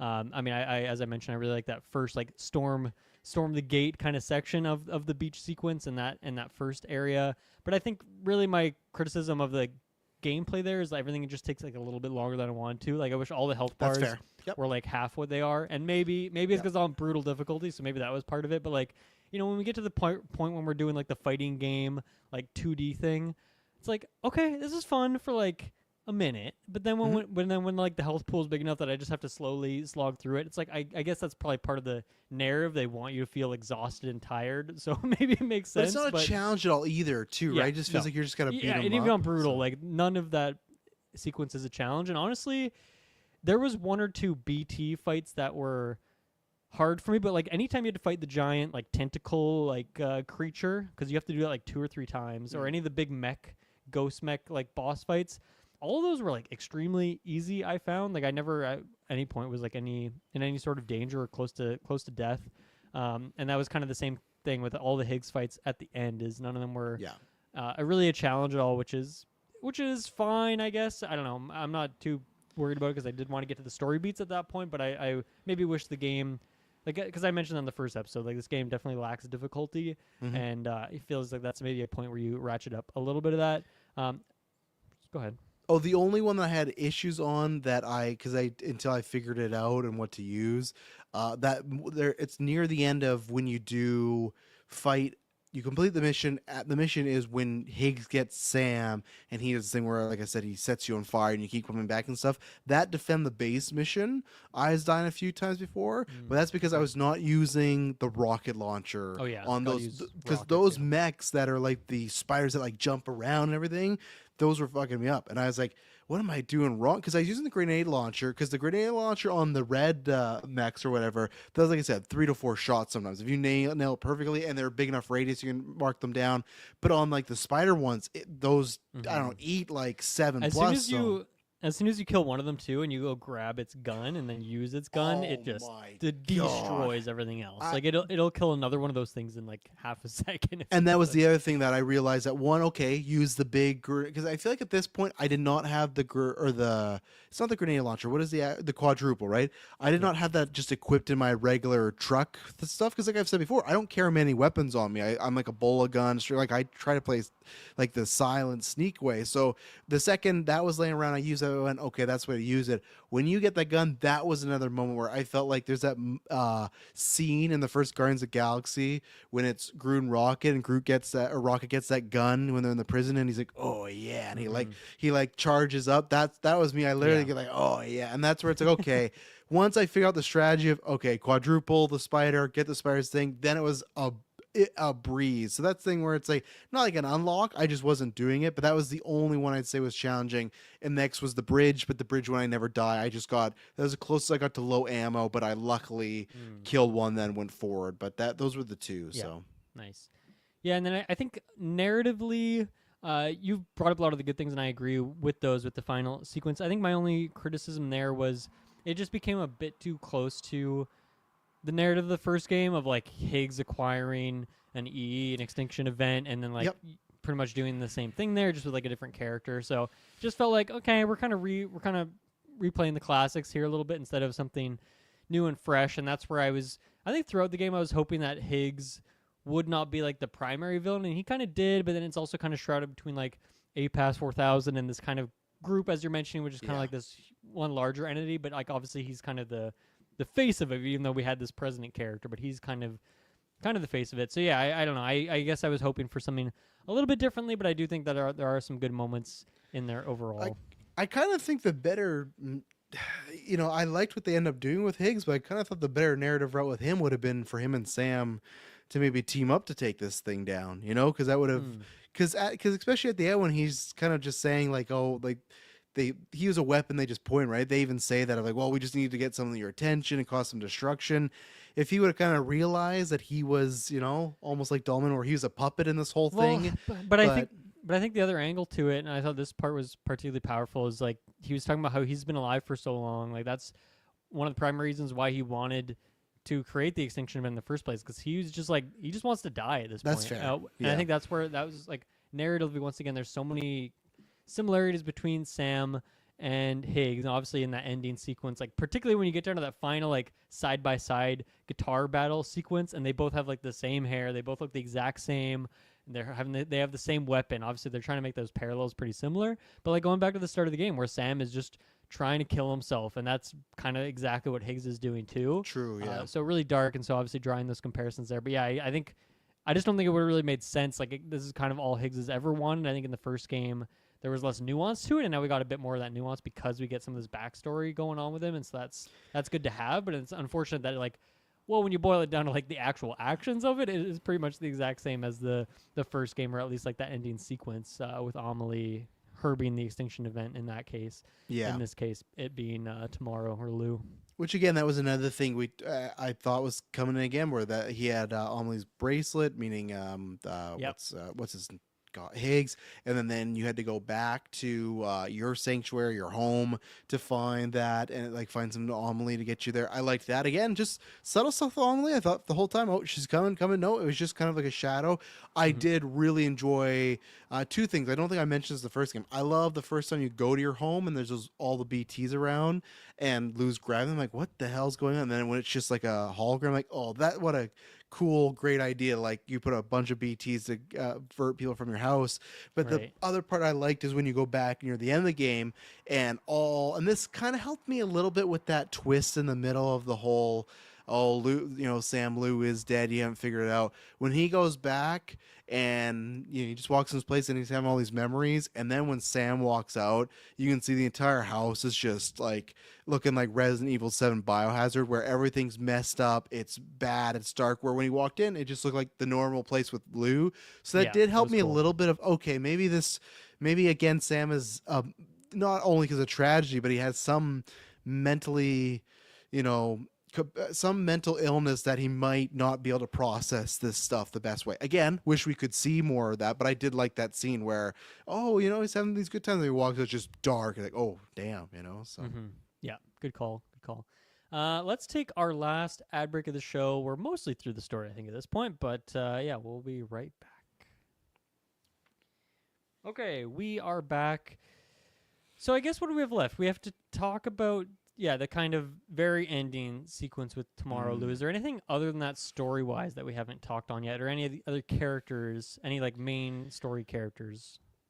No, like you already mentioned it, but like we were talking about like emotional scenes and whatnot. I did actually thought that scene when they show everybody in a circle and whatever that nether realm was, that really hit me. That was like of loving the first game, like even seeing Mama and her sister, everybody, that felt like a full circle of, okay, I'm seeing a moment right here. That one hit me of being all connected. And again, I didn't love how it worked, but at least that kind of worked for me a little bit with Neil Vanna of like, okay, lots of stuff didn't work, but the idea of this baby comes into the beach nether realm and he's gonna protect it because that's the love of his life's daughter, and it's like, okay, I could buy, like, that worked for me, as at least with Neil Vanna, something I can say positively. So because when he's in that circle, it's kind of like, I don't know if Sam, the guy, because Sam's wife's not even in that circle, and it's like, does Sam want the guy who is having an affair with his wife in the circle? But it makes sense because that guy got Lou back, right? Like, he protected Lou in a way so it's like, okay, again, I like that, where it's like they all have these issues and conflicts, but they all came together. So no, there's that. I'm trying to think if there's anything. Yeah, like we said, nothing anomaly. Okay, here's one too. We'll talk about within that kind of montage, like obviously Fragile's gone, and then at the end we'll talk about, they reveal certain things. Very odd, especially, we'll talk about in a second if there's gonna be a third one. Very odd that I thought Heartman was gonna get like a happy ending or an ending. It felt like he still didn't, right? Because I predicted in our last episode that he was dying, and he didn't. So he's still around. And he didn't find his family, because the whole point is he's going to find a beach, and when he finds that beach, he's going to track it, he's going to die, and then join his family.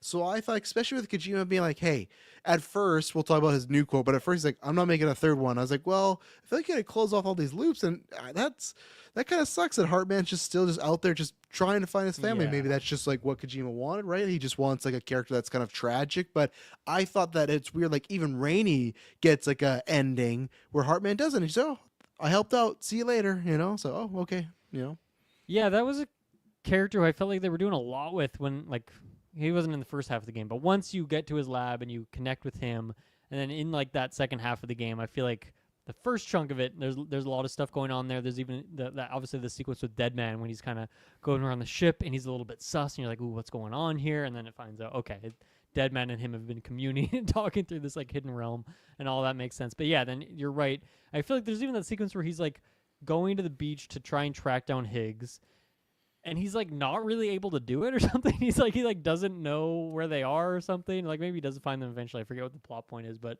yeah, he kind of just like there for that ending sequence. It feels like Deadman's taking more of the controls at that point, and he's like making more choices or having more like say on the dialogue. But yeah, you're right. I think it's kind of odd where we leave off with Heartman at the end of it. Yeah. Okay, I guess let's talk about some of this sequel. So yeah, can you remind me on that quote that he said about a sequel situation? What was that? So I'll paraphrase, but he pretty much said that I I'm not gonna make a third game. I have an idea for a third, but that could be for someone else. I will get the official quote we were talking about, but it's just pretty much that, and that's where I guess that's what this maybe idea is, because he didn't want to say obviously as the game's launching like, oh, this is what he did, but he said I had let's see, Reddit article originally deleted. My goodness, Oh, so yeah. that's the worst. I mean, yeah, going off that, I mean, yeah, I'd be really interested to see if he does hand off this IP to someone else, whether that stays in the PlayStation family or moves elsewhere. I would be really curious to see which company takes it over. And I think I would be down for that potentially gameplay wise to just see, okay, how does another studio take like this core porter type mechanic, delivery mechanic? What do they add to it? What do they strip away? Do they make the combat a little bit more interesting? Because I don't think it's great in this game. There's more of it, but it's not like fantastic by any means. But I think for me, like what would make the most sense is obviously there's so much dialogue and theming around connection in this game, and you have these multiplayer mechanics where you're kind of interacting with other players in a roundabout way. But obviously with the setup of Lou becoming a porter herself, I feel like it's kind of ripe for a co-op game where you'd have two players at the same time playing as Sam and Lou doing deliveries together, and who knows what kind of antics that would add to the gameplay. But like the goofy one I was thinking, I can only think of like goofy physicsy games, but I'm thinking of like, you know how at some point in these stories you have to like carry a body to like the incinerator or something. Well, now what if you had to like carry a stretcher as like two of you as you're like going up the side of a mountain and all this kind of stuff. So I'm sure there could be some interesting mechanics added in there for a co-op thing. So I think that could be the case. Or you just switch over to Lou and she has like slightly different powers, different mechanics. So you switch it up a little bit, but you still keep that core gameplay loop there. And yeah, I mean, I'm down for a sequel. I think I'm not super duper hot on this. Like, it's weird. I still want to play this game, and I like just mess around in it. But I do feel like this game has overall been a lot less impactful for me than that first game was.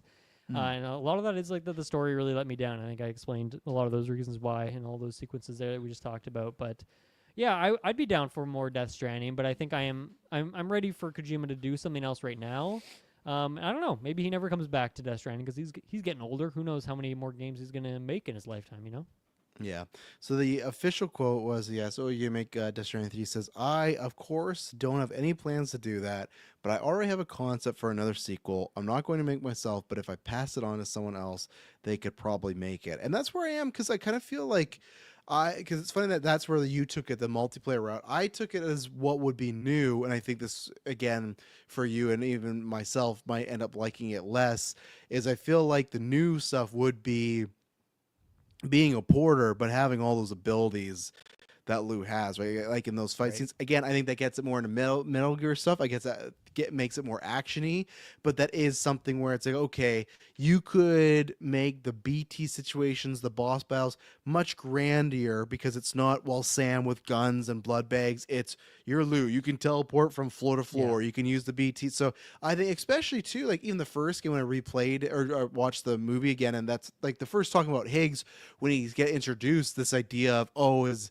his dooms are so in touch that he can control these BTs. That's a very like rare thing they talk about, right? That the fact that he's so in tune. So the idea that I think that's something you could do where you could be like riding a BT instead of a bike and everything. Like I think there's tons of things you could do with the BT and lose powers. And that could almost be like Prey, where it's like depending on how many of these like BT type upgrades you take, it has an effect on your character and the story overall. Whereas if you just like maybe don't mess around with any of those BT upgrades in the skill tree, you know, your character stays more pure or something. That could be interesting. Or even the packages, right? You can get to places much faster than a vehicle, but there's still gonna be some BT juice and slime on these. So like, you know, if you want to get them done quickly, sure, but if you want those legends, you don't want to be using the BT thing, right?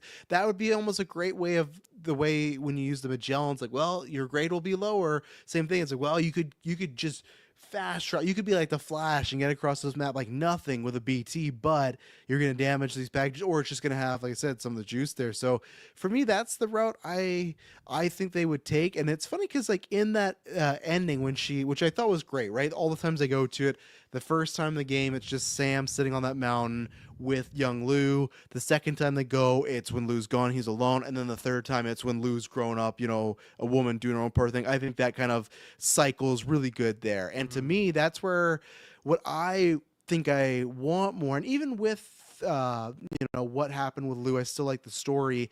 I'm down for a complete, just almost like Death Stranding 1 game of like very similar to the whole thing, but just different character, different story. I've said this before, even with the movie. I'm down if they want to just it's something in the world, but it's a porter. I think you could do a great hour and a half movie of just someone having to get from point A to point B and dealing with BTs. You don't got to deal with the extent with the, what are they called? Extinction event. Yeah, exactly.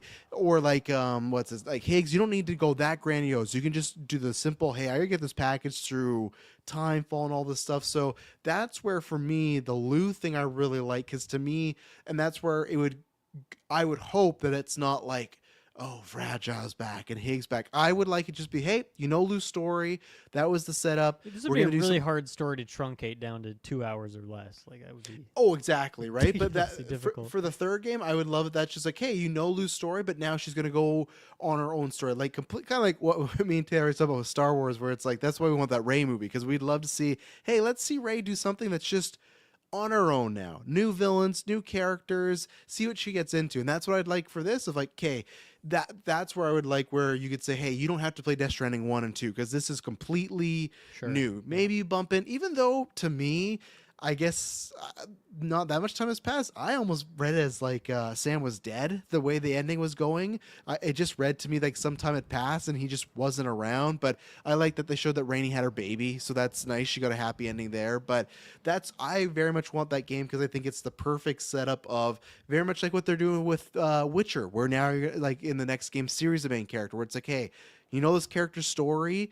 You can kind of, refer back to some of that. But my hope is Suri's going to go have her own new adventure. And that's what I want for Lou. So, and that's where maybe Kojima is more fine with stepping aside of saying, hey, his Death Stranding was Sam's story, right? Where this is like, okay, not that he doesn't care about Lou, but okay, you want to go do your own thing? That's completely fine. Kind of like a similar, like a Ridley Scott to a James Cameron Aliens, right? Where, they tackle similar things, but they're on their own trajectory. So I really hope, and this game sold really well. It's reviewing very well. So I hope that, or like at least sold like, as far as like compared to the first one and everything. So I really hope we get the third one, and I'm completely fine if it's not Kojima, even though I would say it's like the Tarantino 10 film thing. If you were to tell me that Kojima does make the third game, I would not say it's impossible. Because at the same time, I could see people. I just feel like he'll be involved in it to such an extent anyway that like over time he'll just become so involved with it. Yes. It's like he might as well be the director.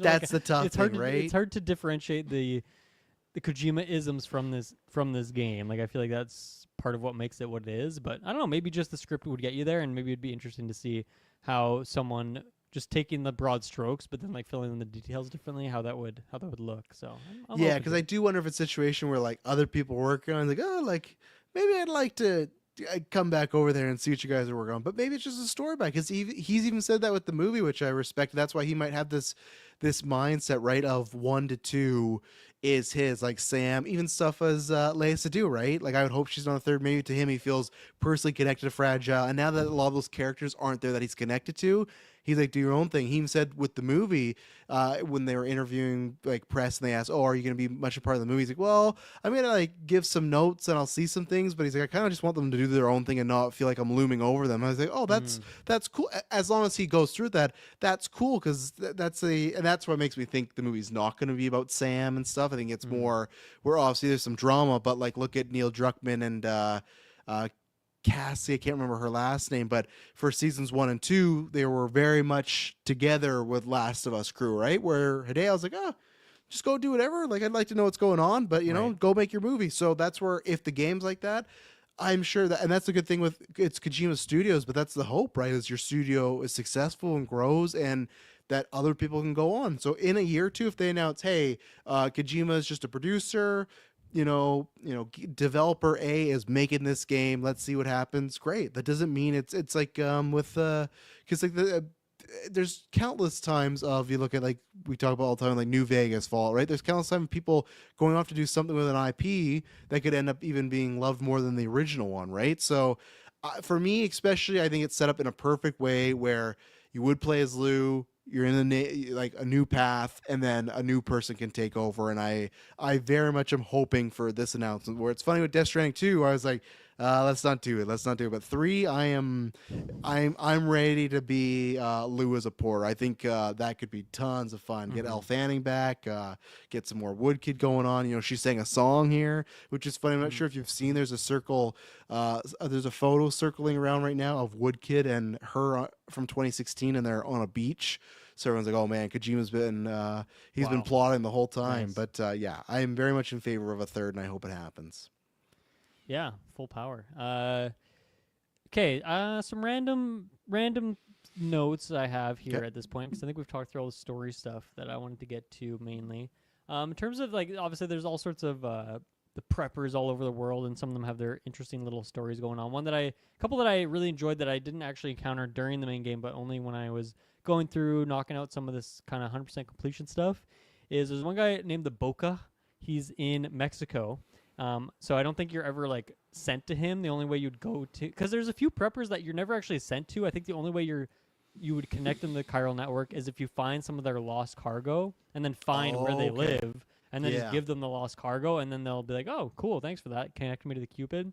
And so Boca is one who he was a porter once upon a time, and when you first meet him, he's like, have you heard of the man who delivers, the legend of the man who delivers, which is like Sam, obviously. And he's talking about this, and as you're leveling him up, he's kind of hinting at this stuff. And then when you get to level 5, he's like, "Oh, I've known you're the guy the whole time. I just, didn't want to like overwhelm you with this. I don't want to be like fanboying out and all this stuff." But he's kind of giving you like porter tips, tips he's learned over the years being a porter. Nice. So I really like that. The other one I liked in Mexico is the artist, who you have to unlock in a similar way. Just find some of her lost cargo, take it up the hill to her. Yeah, and she's cool. Yeah. Yeah, the rewards she gives you are just like color palettes that you can use to like change your trucks and your like cars and your hats and like things in this. So like I like that as a reward, because I like doing that little customization. And it's fun as you're going through her different missions, she'll like send you paintings that she's been doing, and then every time you go back to her little prepper den, she'll like hang the paintings up like in that little thing, and then you can like put them in the Magellan like on the wall. You can like customize the wall. You can even like take pictures and then like put those in there as well if you want custom ones. But it's cool that she kind of is sending you these pictures over the time, so I really like that. I thought it was cool how there's because like you go to Hartman's lab, and then the I forget the girl's name, but she like takes over for the lab. She's the one that was always like puking, but then like she has like a daughter, the mega comonomist or whatever the heck that other person is, who's like south. So I like the little points of connection. And apparently that actress is the wife of Hartman, like that actor in real life. Like they're married. So that was kind of a fun that duo makes sense, because they kind of situation. insinuate that they're an item in the game. So they do, yeah. Okay. So I like that. I like little moments of connection. So I'm excited to see more of these kind of people that you don't have to save for the story, or not save. You don't have to connect for the story, but they have their little narratives along the way. Did you ever get a void out? Did you ever get hit with a void out in this game? Did you ever Nope, get never flipped happened. out? No. Okay. It happened for me once when I was pretty much like going. It was from the Mega Genominus, where that, I always forget that lady's name. You're going south, like kind of past the Tar Lake to connect that guy, like Victor down there, that prepper. And there's like, a bunch of BTs in that whole section, like just kind of the west, or would it be east of the Tar Lake. And like this giant creature or face or whatever it was swallowed me up, created a huge void out there. So now there's just a permanent huge like crater on the map right where I was there. So that was like, it swallowed me up. I caused the void out from my body, but then obviously I'm a repatriate, so I came back. So I have not had a void out caused by like, I accidentally did run over a porter once with my car, but he just got knocked out. He's okay. He got up later. And then I haven't like killed a mule or anything yet. I've just knocked them out, right? So had no other void outs caused there. Okay. So last episode I was saying there's not a lot of the super difficult sequences in the game. Obviously, a lot of those are in the end, particularly just the snowy mountain sequence, like not the first time you go to the snowy mountains, but like the second time after you're on like the south and you have to go to the adventurer and then you have to like go save the adventurer. He got like lost up in the mountains. You got to go like pick his body up because like it took me so long to get to his base, and I used every last thing on my back. I use every single item. Me too. And then he doesn't connect you to the network. Yep. And so you have nothing to get up there. So I had to reload a save. I had to set up like various zip lines and like redo that whole sequence. And so I like that. I like that the game was finally kicking my ass a little bit because at that point it was so easy. So yeah, obviously the snowy sequences make it pretty hard. Now I have some good equipment for that, and I have a lot more, things connected to the network. But that sequence, in general, anything in the mountains is always fun. In the first game it was too, just because it's like such a higher level of difficulty. Obviously there's like avalanches now too, as you mentioned, which are very terrifying. So yeah, that was definitely the hardest sequence for me for sure. Yeah, that's when I referred to an episode when I'm like, oh, wait to get the Snowy Mountain. Same thing when I had to get him. Lack of chargers, lack of this. It's just lack of everything up there. So same thing. I think I had to redo a save and then go back to, I got to take this because so many times it has been this game, which I agree with you. Like it's an A where it's like, oh, it's my vehicle. I could just drive forward and power through this. I'll get to the charge base. I had that approach. Like, no, this felt much more like first Death Stranding. It's like, okay, I really got to map out where I'm going to do here. So yeah, that adventure, my goodness. Yeah. Two sequences I'm curious how you handled these. One is the first weapons lab, like the one that's near the Motherhood in like the sandy desert.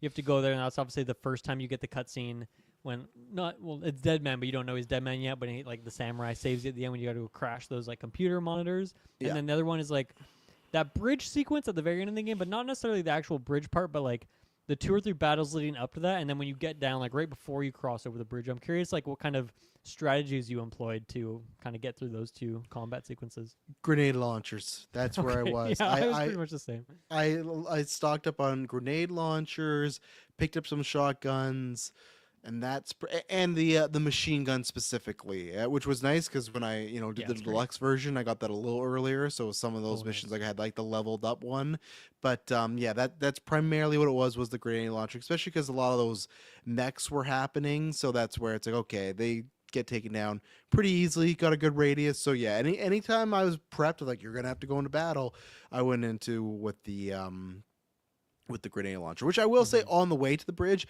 I did like that mission of you have to, travel a little bit, connect something, travel a little bit, and in the way there's mechs in the way. Yeah, that's when they introduced another great like moment of getting that big spider mech gun. When you use the Magellan attack for the first time, and it's just a slow motion of just missiles everywhere and things. Like, okay, I'm like, this is cool. Awesome, and you're shooting at the same time, just very cinematic. So yeah, I pretty much started any battle with like as much of a high ground as I possibly could and just spamming grenades. So like that bridge sequence when I finally made it down there, I went up on the hill as much as I could, which is pretty far from it, but I was just lobbing grenades, even more than like it would show you. Because you know how when you're like aiming your grenade launcher, it shows you like where the grenade's gonna hit. It was like past that. It was way out of range, but I'm just like free eyeing it pretty much. Like when Tony Stark loses his like tracking device thing, he's like, okay, I gotta I'm eyeballing it. Yeah, eyeballing it. So that was pretty much me in that sequence, which I couldn't kill everyone because some of them were too far away, but at least thinned the herd, and then I could go down there and take them out the other way. And then the weapons lab, I was able to sneak past like the first couple guys on the outside, and I came from like the south of it. And then I put some ladders up to get to the roof, and I just went up on the roof and then just like camped out up there. And some of them would like, they morphed through the ground and then like popped up there. But thankfully that was slow enough that I was like, okay, it's only 1 or 2 at a time. I can shotgun them, and then I'm just hanging out on the roof. I can find like really janky angles where they can't hit me, but I can just pop up and take them out. And then like through the roof, there's so many holes in the roof too that you can just like grenade launch spam through the roof as well. So that I thought that was a really fun fight. And I feel like I cheesed it a bit, but even then it was still like a bit of a challenge. It took me a couple tries. So there was some points in the game that had some good difficulty in there. Yeah. I felt like pretty much all the mule camps were really easy. Like I never really struggled much with the mules. It's more the ghost mechs. Did you encounter any of the hot spring stuff going on in this game?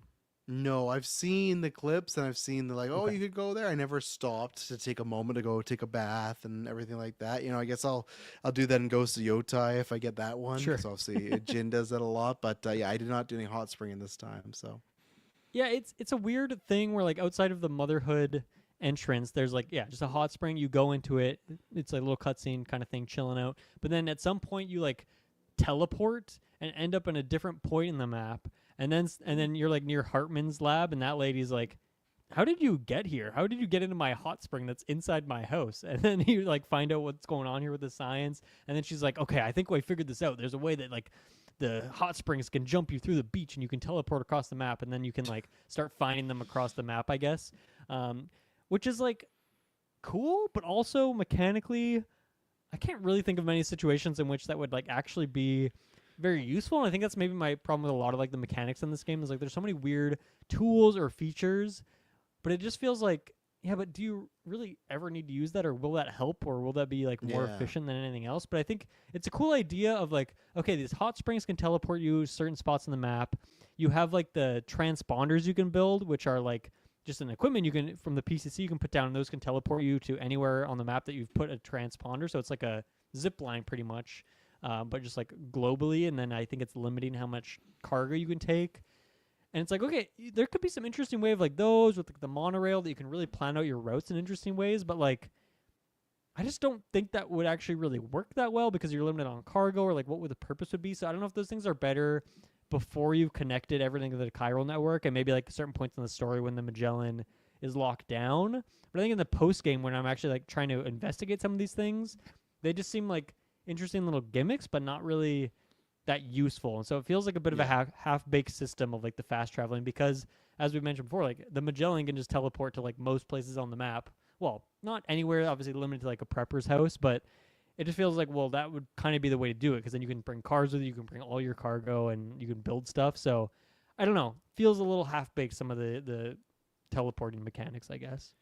Yeah, they could have even done it like you can teleport to only a few places, but maybe that wouldn't have docked your gear, you know, like when you travel the Magellan. But yeah, I don't know why. And I feel like if you teleport with the Magellan across the map and then you deliver the stuff really far away, you should still get like more points than you get, because like, okay, I did teleport at some point, but I've still, maybe you've even teleported further away from your goal and traveled it even further. So getting you your stuff, you know. Yeah, that's not how it works. I talked about this in the first episode we did, but I'm a little disappointed with the weather stuff, because I feel like it didn't really. It seemed like a really great idea and a great evolution of the mechanics, but then it was, once again, a little half-baked. And I think a big example for me is there's one point kind of just south of the desert area, there's a lot of like big rock formations, like big rock towers. And one time I was driving through them, and there was like a gate quake, and all these rocks fell all around me. A couple hit my car. They were like blocking the path in every which way. And I was like, damn, that was really cool and interesting. And now I'm going to figure out how I'm going to get out of here with my truck, because it's like a little labyrinth. And then after like 10 seconds, all the rocks just kind of like faded away. Like they just like disappear from the map. I'm like, okay, so we did this thing, but then like it just like kind of the consequences kind of faded away. And I kind of feel like that's the case with all the weather stuff, where it just never really impacted the gameplay, or it hasn't yet within 50 hours. So a little disappointed with some of the weather mechanics. Wish they were a bit more intense, I guess. I agree. They could have kind of put that slider a bit up. Mm-hmm. Something with Tomorrow that I don't know if this was intentional, because it feels like a goofy thing Kojima would do, is obviously the big thing they're showing off of like how her time fall or her tar leakiness works is like they have these apples, and they're using that to be like, okay, here's, you're seeing the progress of first time she touches the apple, it immediately time falls and dies, but then like over time she can control that. Or I couldn't tell if she could reverse it, or if that was more Rainy was the one that would like reverse it, and then she could like practice again.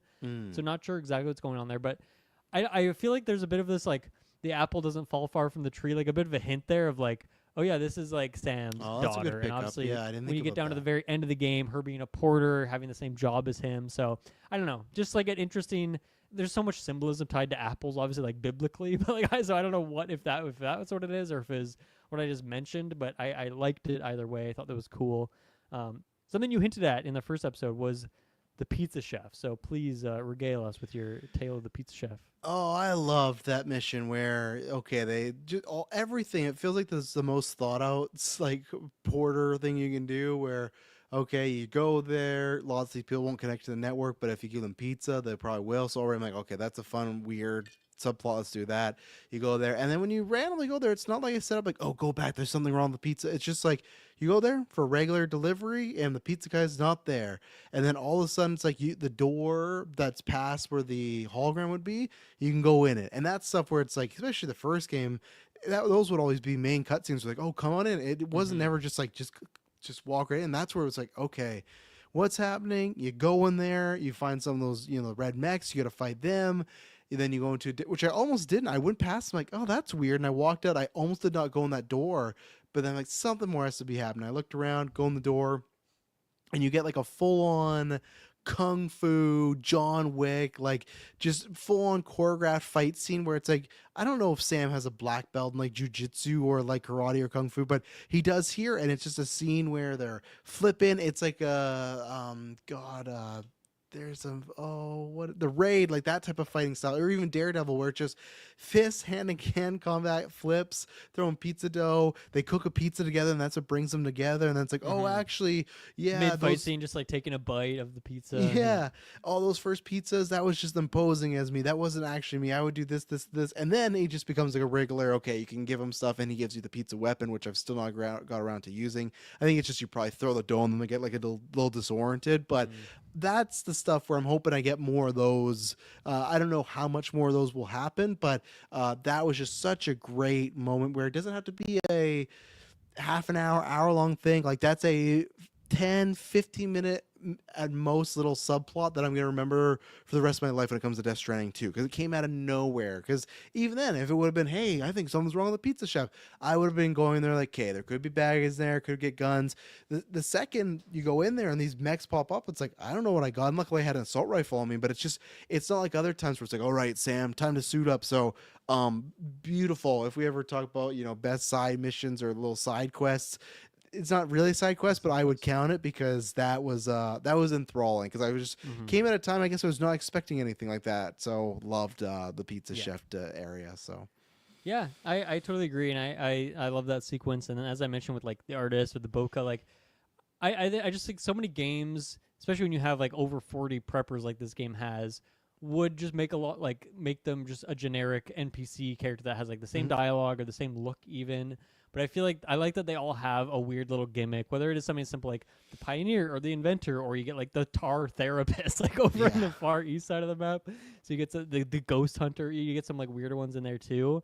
Obviously like the VTuber one that we talked about last time. So obviously there's a lot of weird ones in there. But so far I've like really enjoyed the little mini narratives we're getting from a lot of those, and that's a good incentive for me to want to go back and get 5 stars with all of them to see what other kind of dialogue or weird things they'll reveal, or just like cool equipment you'll get along the way as well. And it feels like, as we mentioned at the top, like there seems to be a lot of that. So I think it's cool that they kind of goes above and beyond. Obviously, like Kojima, his mind is overflowing with character ideas, and it's like I feel like that this is the perfect way for like, oh, I have a weird idea for a little quirk for a character, and it's like, it's not a full game storyline, but let me just make him a prepper in Death Stranding. I feel like he's been building this up for decades, probably. Yes, I agree. And now has like a good point to put them in there. So it's a perfect avenue, Yeah. And again, if they even said we're making Death Stranding 3, it's like a smaller, like, how they do like Miles Morales or that. If they said, hey, we're doing that, not really a subplot, just more deliveries, or not a main plot, just more deliveries, and you're gonna have a bunch of little interactions like this, I would completely pay. I would honestly pay full price, but whatever it is, like I would pay like the half price. Like if they just said, "Oh, Death Stranding 3 gonna be the small thing, lose a porter, you meet some crazy characters we've thought over the years." Perfect, sign me up, because that's fun stuff. Like what's gonna happen, and then everyone kind of have their favorite porter and this and that, or favorite interactions. So Yeah. Any other notes on your document there, my friend? No, I think we hit them all, or brought them up in some fashion along the way. I took a look at it, but nothing else. Yeah, I've talked a lot about how I'm pretty disappointed with the story in this game, and I wish it had like a bit more tension on the gameplay side of things, like that first one did. But the reality is, like, not a lot of games do we end up talking for like 5 hours worth of podcasting. Like there's obviously a lot here. It's really fun to break down. Even when we're done here and I'm done editing this episode, I'm gonna go play a little bit more tonight. And I really enjoy a lot of what's going on here. And I just think it's almost like too much. And if the game had been like a little bit more confined and concise and sand off some of the edges, I think it could have been an all-time great. But instead, it's still like just a game that I really enjoy playing, which is nothing wrong with that. And I'm down for more. So this is really fun. And I'm still planning on playing a bunch of this game and trying to get like all those trophies. We'll see, because I want to just see all the weird stuff that this game has to offer. And so I'm sure this won't be the last time we talk about this game, but this was a really, really great conversation. I don't know what number to give this. I'm not going to give it a number at this point in time. I'll hold off. I need to think on it more and maybe complete some more side stuff. I also really want to, I just thought about this now, but the VR missions, I'm guessing you haven't jumped into any of those yet, right? And some of them are like tutorials, but it seems like there are advanced ones. And so that could be a cool idea of like, hey, here's some of the weird gear that you're never really forced to use, but in this like linear little mission, try this thing out. And I feel like there could be some interesting stuff there. So I just feel like there's a lot more I need to check out with this game before I can really, throw the hammer down on it. But yeah, any final thoughts on Death Stranding 2? Because it might be a few weeks before we kind of talk about this one again. Yeah, no, I'm excited to keep diving into the world of it. It's going to be a fun time. I'm glad that there's so many, preppers that I got out there and kind of keep going for a while because I did speed through the main storyline, but this is kind of like a nice little sequel add-on. I was kind of hoping when we got Lou, I was hoping for a Red Dead and Red Dead 2 situation where you're going to switch over to Lou, and but then if that happened, I would have thought for sure none with no 3, but I thought it was going to happen, but no, we're just still playing Sam, so that's okay. But yeah, no, I'm excited to go back, do some stuff like you talk about Mexico, because my whole plans, I'm doing the reverse. I'm going to finish Australia and then go back to my roots in Mexico, so I'll leave that to last. But nice. yeah, no, I'm excited to see what's out there for me. And yeah, I think my score is still the same, about 9-ish, somewhere in there. I got some pros and cons. There's sometimes where I think I could be like an 8.5 because some story stuff, but overall I still got some big strengths there. So yeah, no, it's a world that I hope to revisit again, and I've been just bumping the score a lot. I added a lot of stuff to my liked one. I'm thinking about being able to get into vinyls. They're releasing the vinyl in September, so I might be doing that. So yeah, no, I was very happy to be back in the world, and hope this isn't the last time at a point in my life, but if not, then I will happily at some point boot it up, start over. And if Kojima's ever like, yeah, Death Stranding's dead, you're never gonna again, then all right, then I'll find a way back in. Yeah, I guess worst case we're getting a movie at some point, so that'll be that too. Yeah, that'll be fun. Yeah, that might be the whole reason they make a third game too. It's just like, oh well, we can make some money. So yeah, and that's the other thing. Yeah, I hope we do actually get that movie. It's not one of these development hell movies where it's just we keep hearing about it. So do you think we'll get a director's cut update for this game at some point? Oh, that's tough because that's also a situation where if they did like a little DLC mission, I could see if they did like, oh, this is where you're gonna play as Lou. But oh yeah, good point. Yeah. I'll just say it's actually, here's what I'll say. I'll say yes to some DLC, but no to a director's cut. They might still call it that, but the way director's cut felt more like, oh, they refined stuff. I think they kind of did that throughout the game. I just think they could add more stuff to said game. But yeah, because I would have said no, but I thought that last time, and when we got DLC, I was surprised. Right. I Apparently said no. There's like a car they added in the director's cut that's not even usable in this game. Like another. Oh, vehicle. I don't think I ever used that. No. Yeah. Okay. So I feel like there's probably some more on the cutting room floor that they can. Yeah. Chop in your thing too. So I'll say yes in about 8 months to a year. So nice. Yep. In about time it takes for a baby to go from conception to birth. Exactly. Yep. Or maybe into a pod. You never know what happens in these worlds. Travis, thank you for joining me on these.